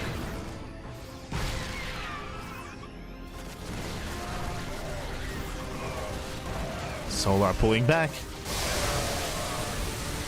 Decent baiting connections, catching out another tank as well. Lings, they peel off into the mineral line. Getting a handful of SCVs, nothing major. Handful of workers go down, and while Solar's trading, Ultra production. Ultras are amassing. Another tank falls, kind of splitting is on the way. ByuN is on the back foot. And ByuN, he has not teched up. Whether it's Liberators or Ghosts, ideally you want something against the Ultras, but ByuN, he's still stuck on a mid-tier army. He has good upgrades, but stuck on Biotank.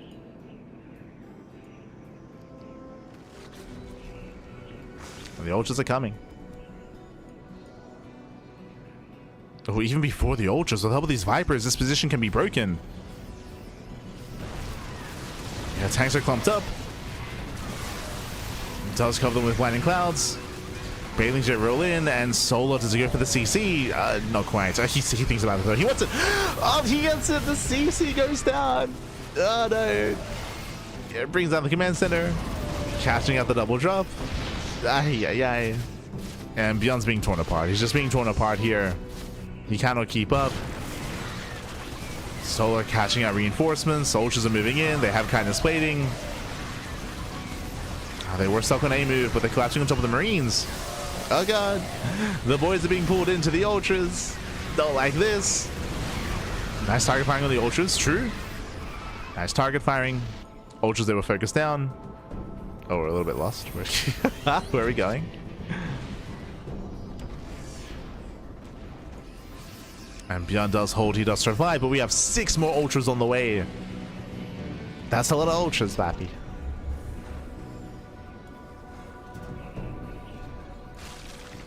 Now that ByuN's aware of the Ultras, you can see now he reacts with Liberators and with Ghosts. But as I mentioned before, this is a late reaction. It's a late reaction here by ByuN. He needed one or the other ready for this, and he's still just now getting it. He's stuck on a 2 base economy. Sorry, 3 base economy. As the new third. Now taking the center base. I spoke too soon. I spoke too soon, Babby. Soul is here. And nice blinding cloud on the tanks. More blinding clouds thrown down. Ultras, they rush in. And they close that distance. Getting in the end, 3, 4, 5 tanks going down. Ay, ay, ay. And even if ByuN holds here, he bleeds out so many tanks in the process. Oh my god. Almost every single one. Mining was denied. And ByuN, that cost him, I mean, he's lost 13 tanks in total. He's down to 2.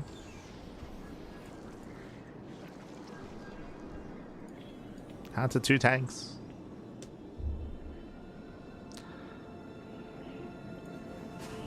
Now, there is a chance here for ByuN to stabilize. If ByuN is able to turtle up and defend these initial 5 bases and secure them, then sure, he can slow the game down and max out.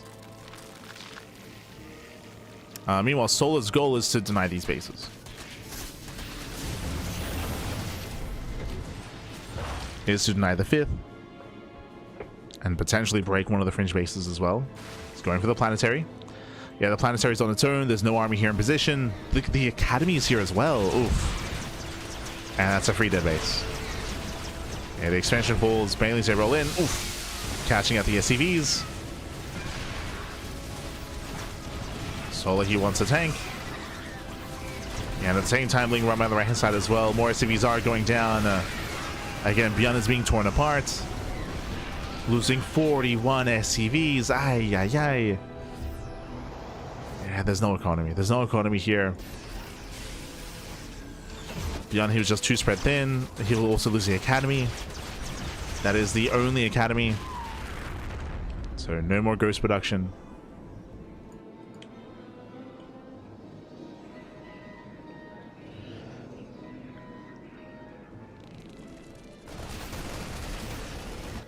No more ghost stacking. What you see is what you get. Nah. As we collapse into the base once again, going for the mineral line, catching up the ghosts. A little bit inefficient going into liberation zones, but only 2 lives. Only 2 liberators, it's fine. GG gets called, and Solar, he overwhelms, he breaks through, and Solar, he will claim the series 3-1, becoming this month's KSL champion. GG. Whew. GG, well played. Congratulations here to Solar as he does claim the series. My condolences to ByuN as ByuN is going to be knocked out, but thankfully we had it back and forth, and we had a really interesting and fun series as well. We never had a standard game. Like every game, ByuN was doing something different. We saw the 2-max Reaper into Mech. We saw the committed Hellion push. We saw the 2-base all-in on Ruby Rock. Even here, we saw the Hyper Greed out of ByuN on White Rabbits. Unfortunately, he didn't get to make use of it. Unfortunately, he was on the back foot, bleeding out units, bleeding out SCVs. And of course, being caught behind or caught off guard by the Ultra switch and by the Ultra transition. So ByuN, he was on the back foot there, unfortunately.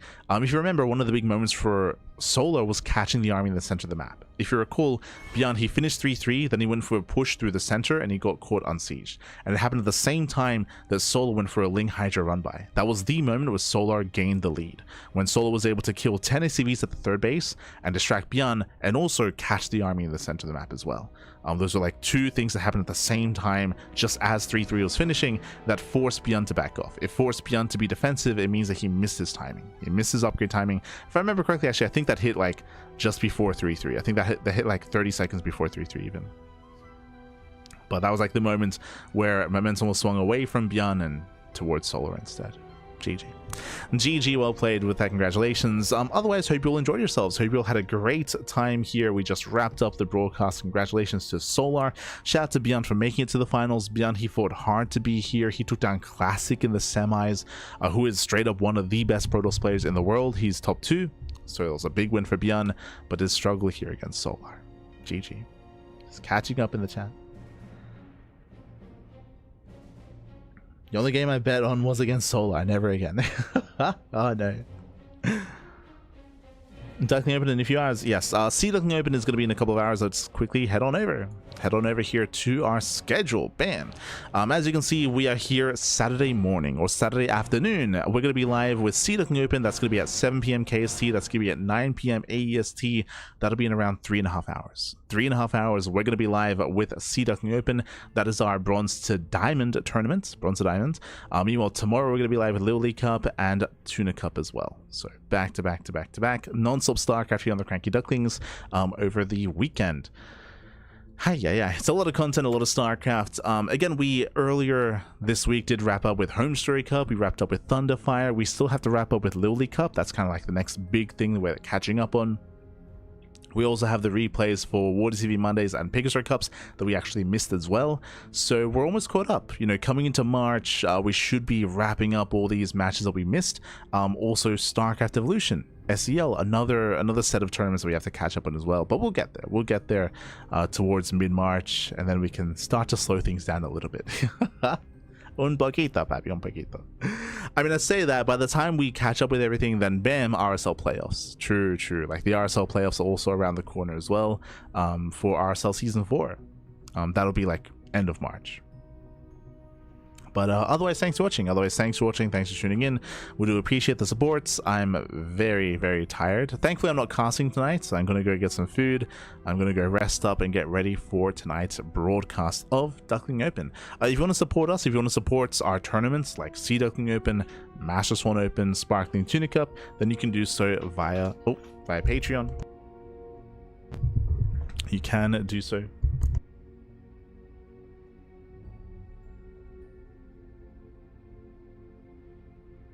Un momento. But yes, you can do so via Patreon if you wish, so you can help support us there via Patreon. Otherwise, thank you so much. Thank you so much for watching. Thank you so much for watching. Thank you so much for tuning in. We do appreciate it. And if you want to support us, you can do so likewise via following us on all the socials as well. Whether it's Twitter, Facebook, Instagram, YouTube, Discord, all things CranKy Ducklings. We do upload onto YouTube on a daily basis. Speaking of, I do have to go schedule some VODs and edit some VODs. I gotta go work on that as quickly as I can. Most likely doing that after the stream. But otherwise, thank you so much. Thank you so much for watching. Get tired. Gonna go lie down for a bit. Thank you so much. Stick around. We're gonna be giving another StarCraft streamer a raid. Who's live at the moment? Who is live? Who can we raid? Let's quickly check on Twitch. Let's see.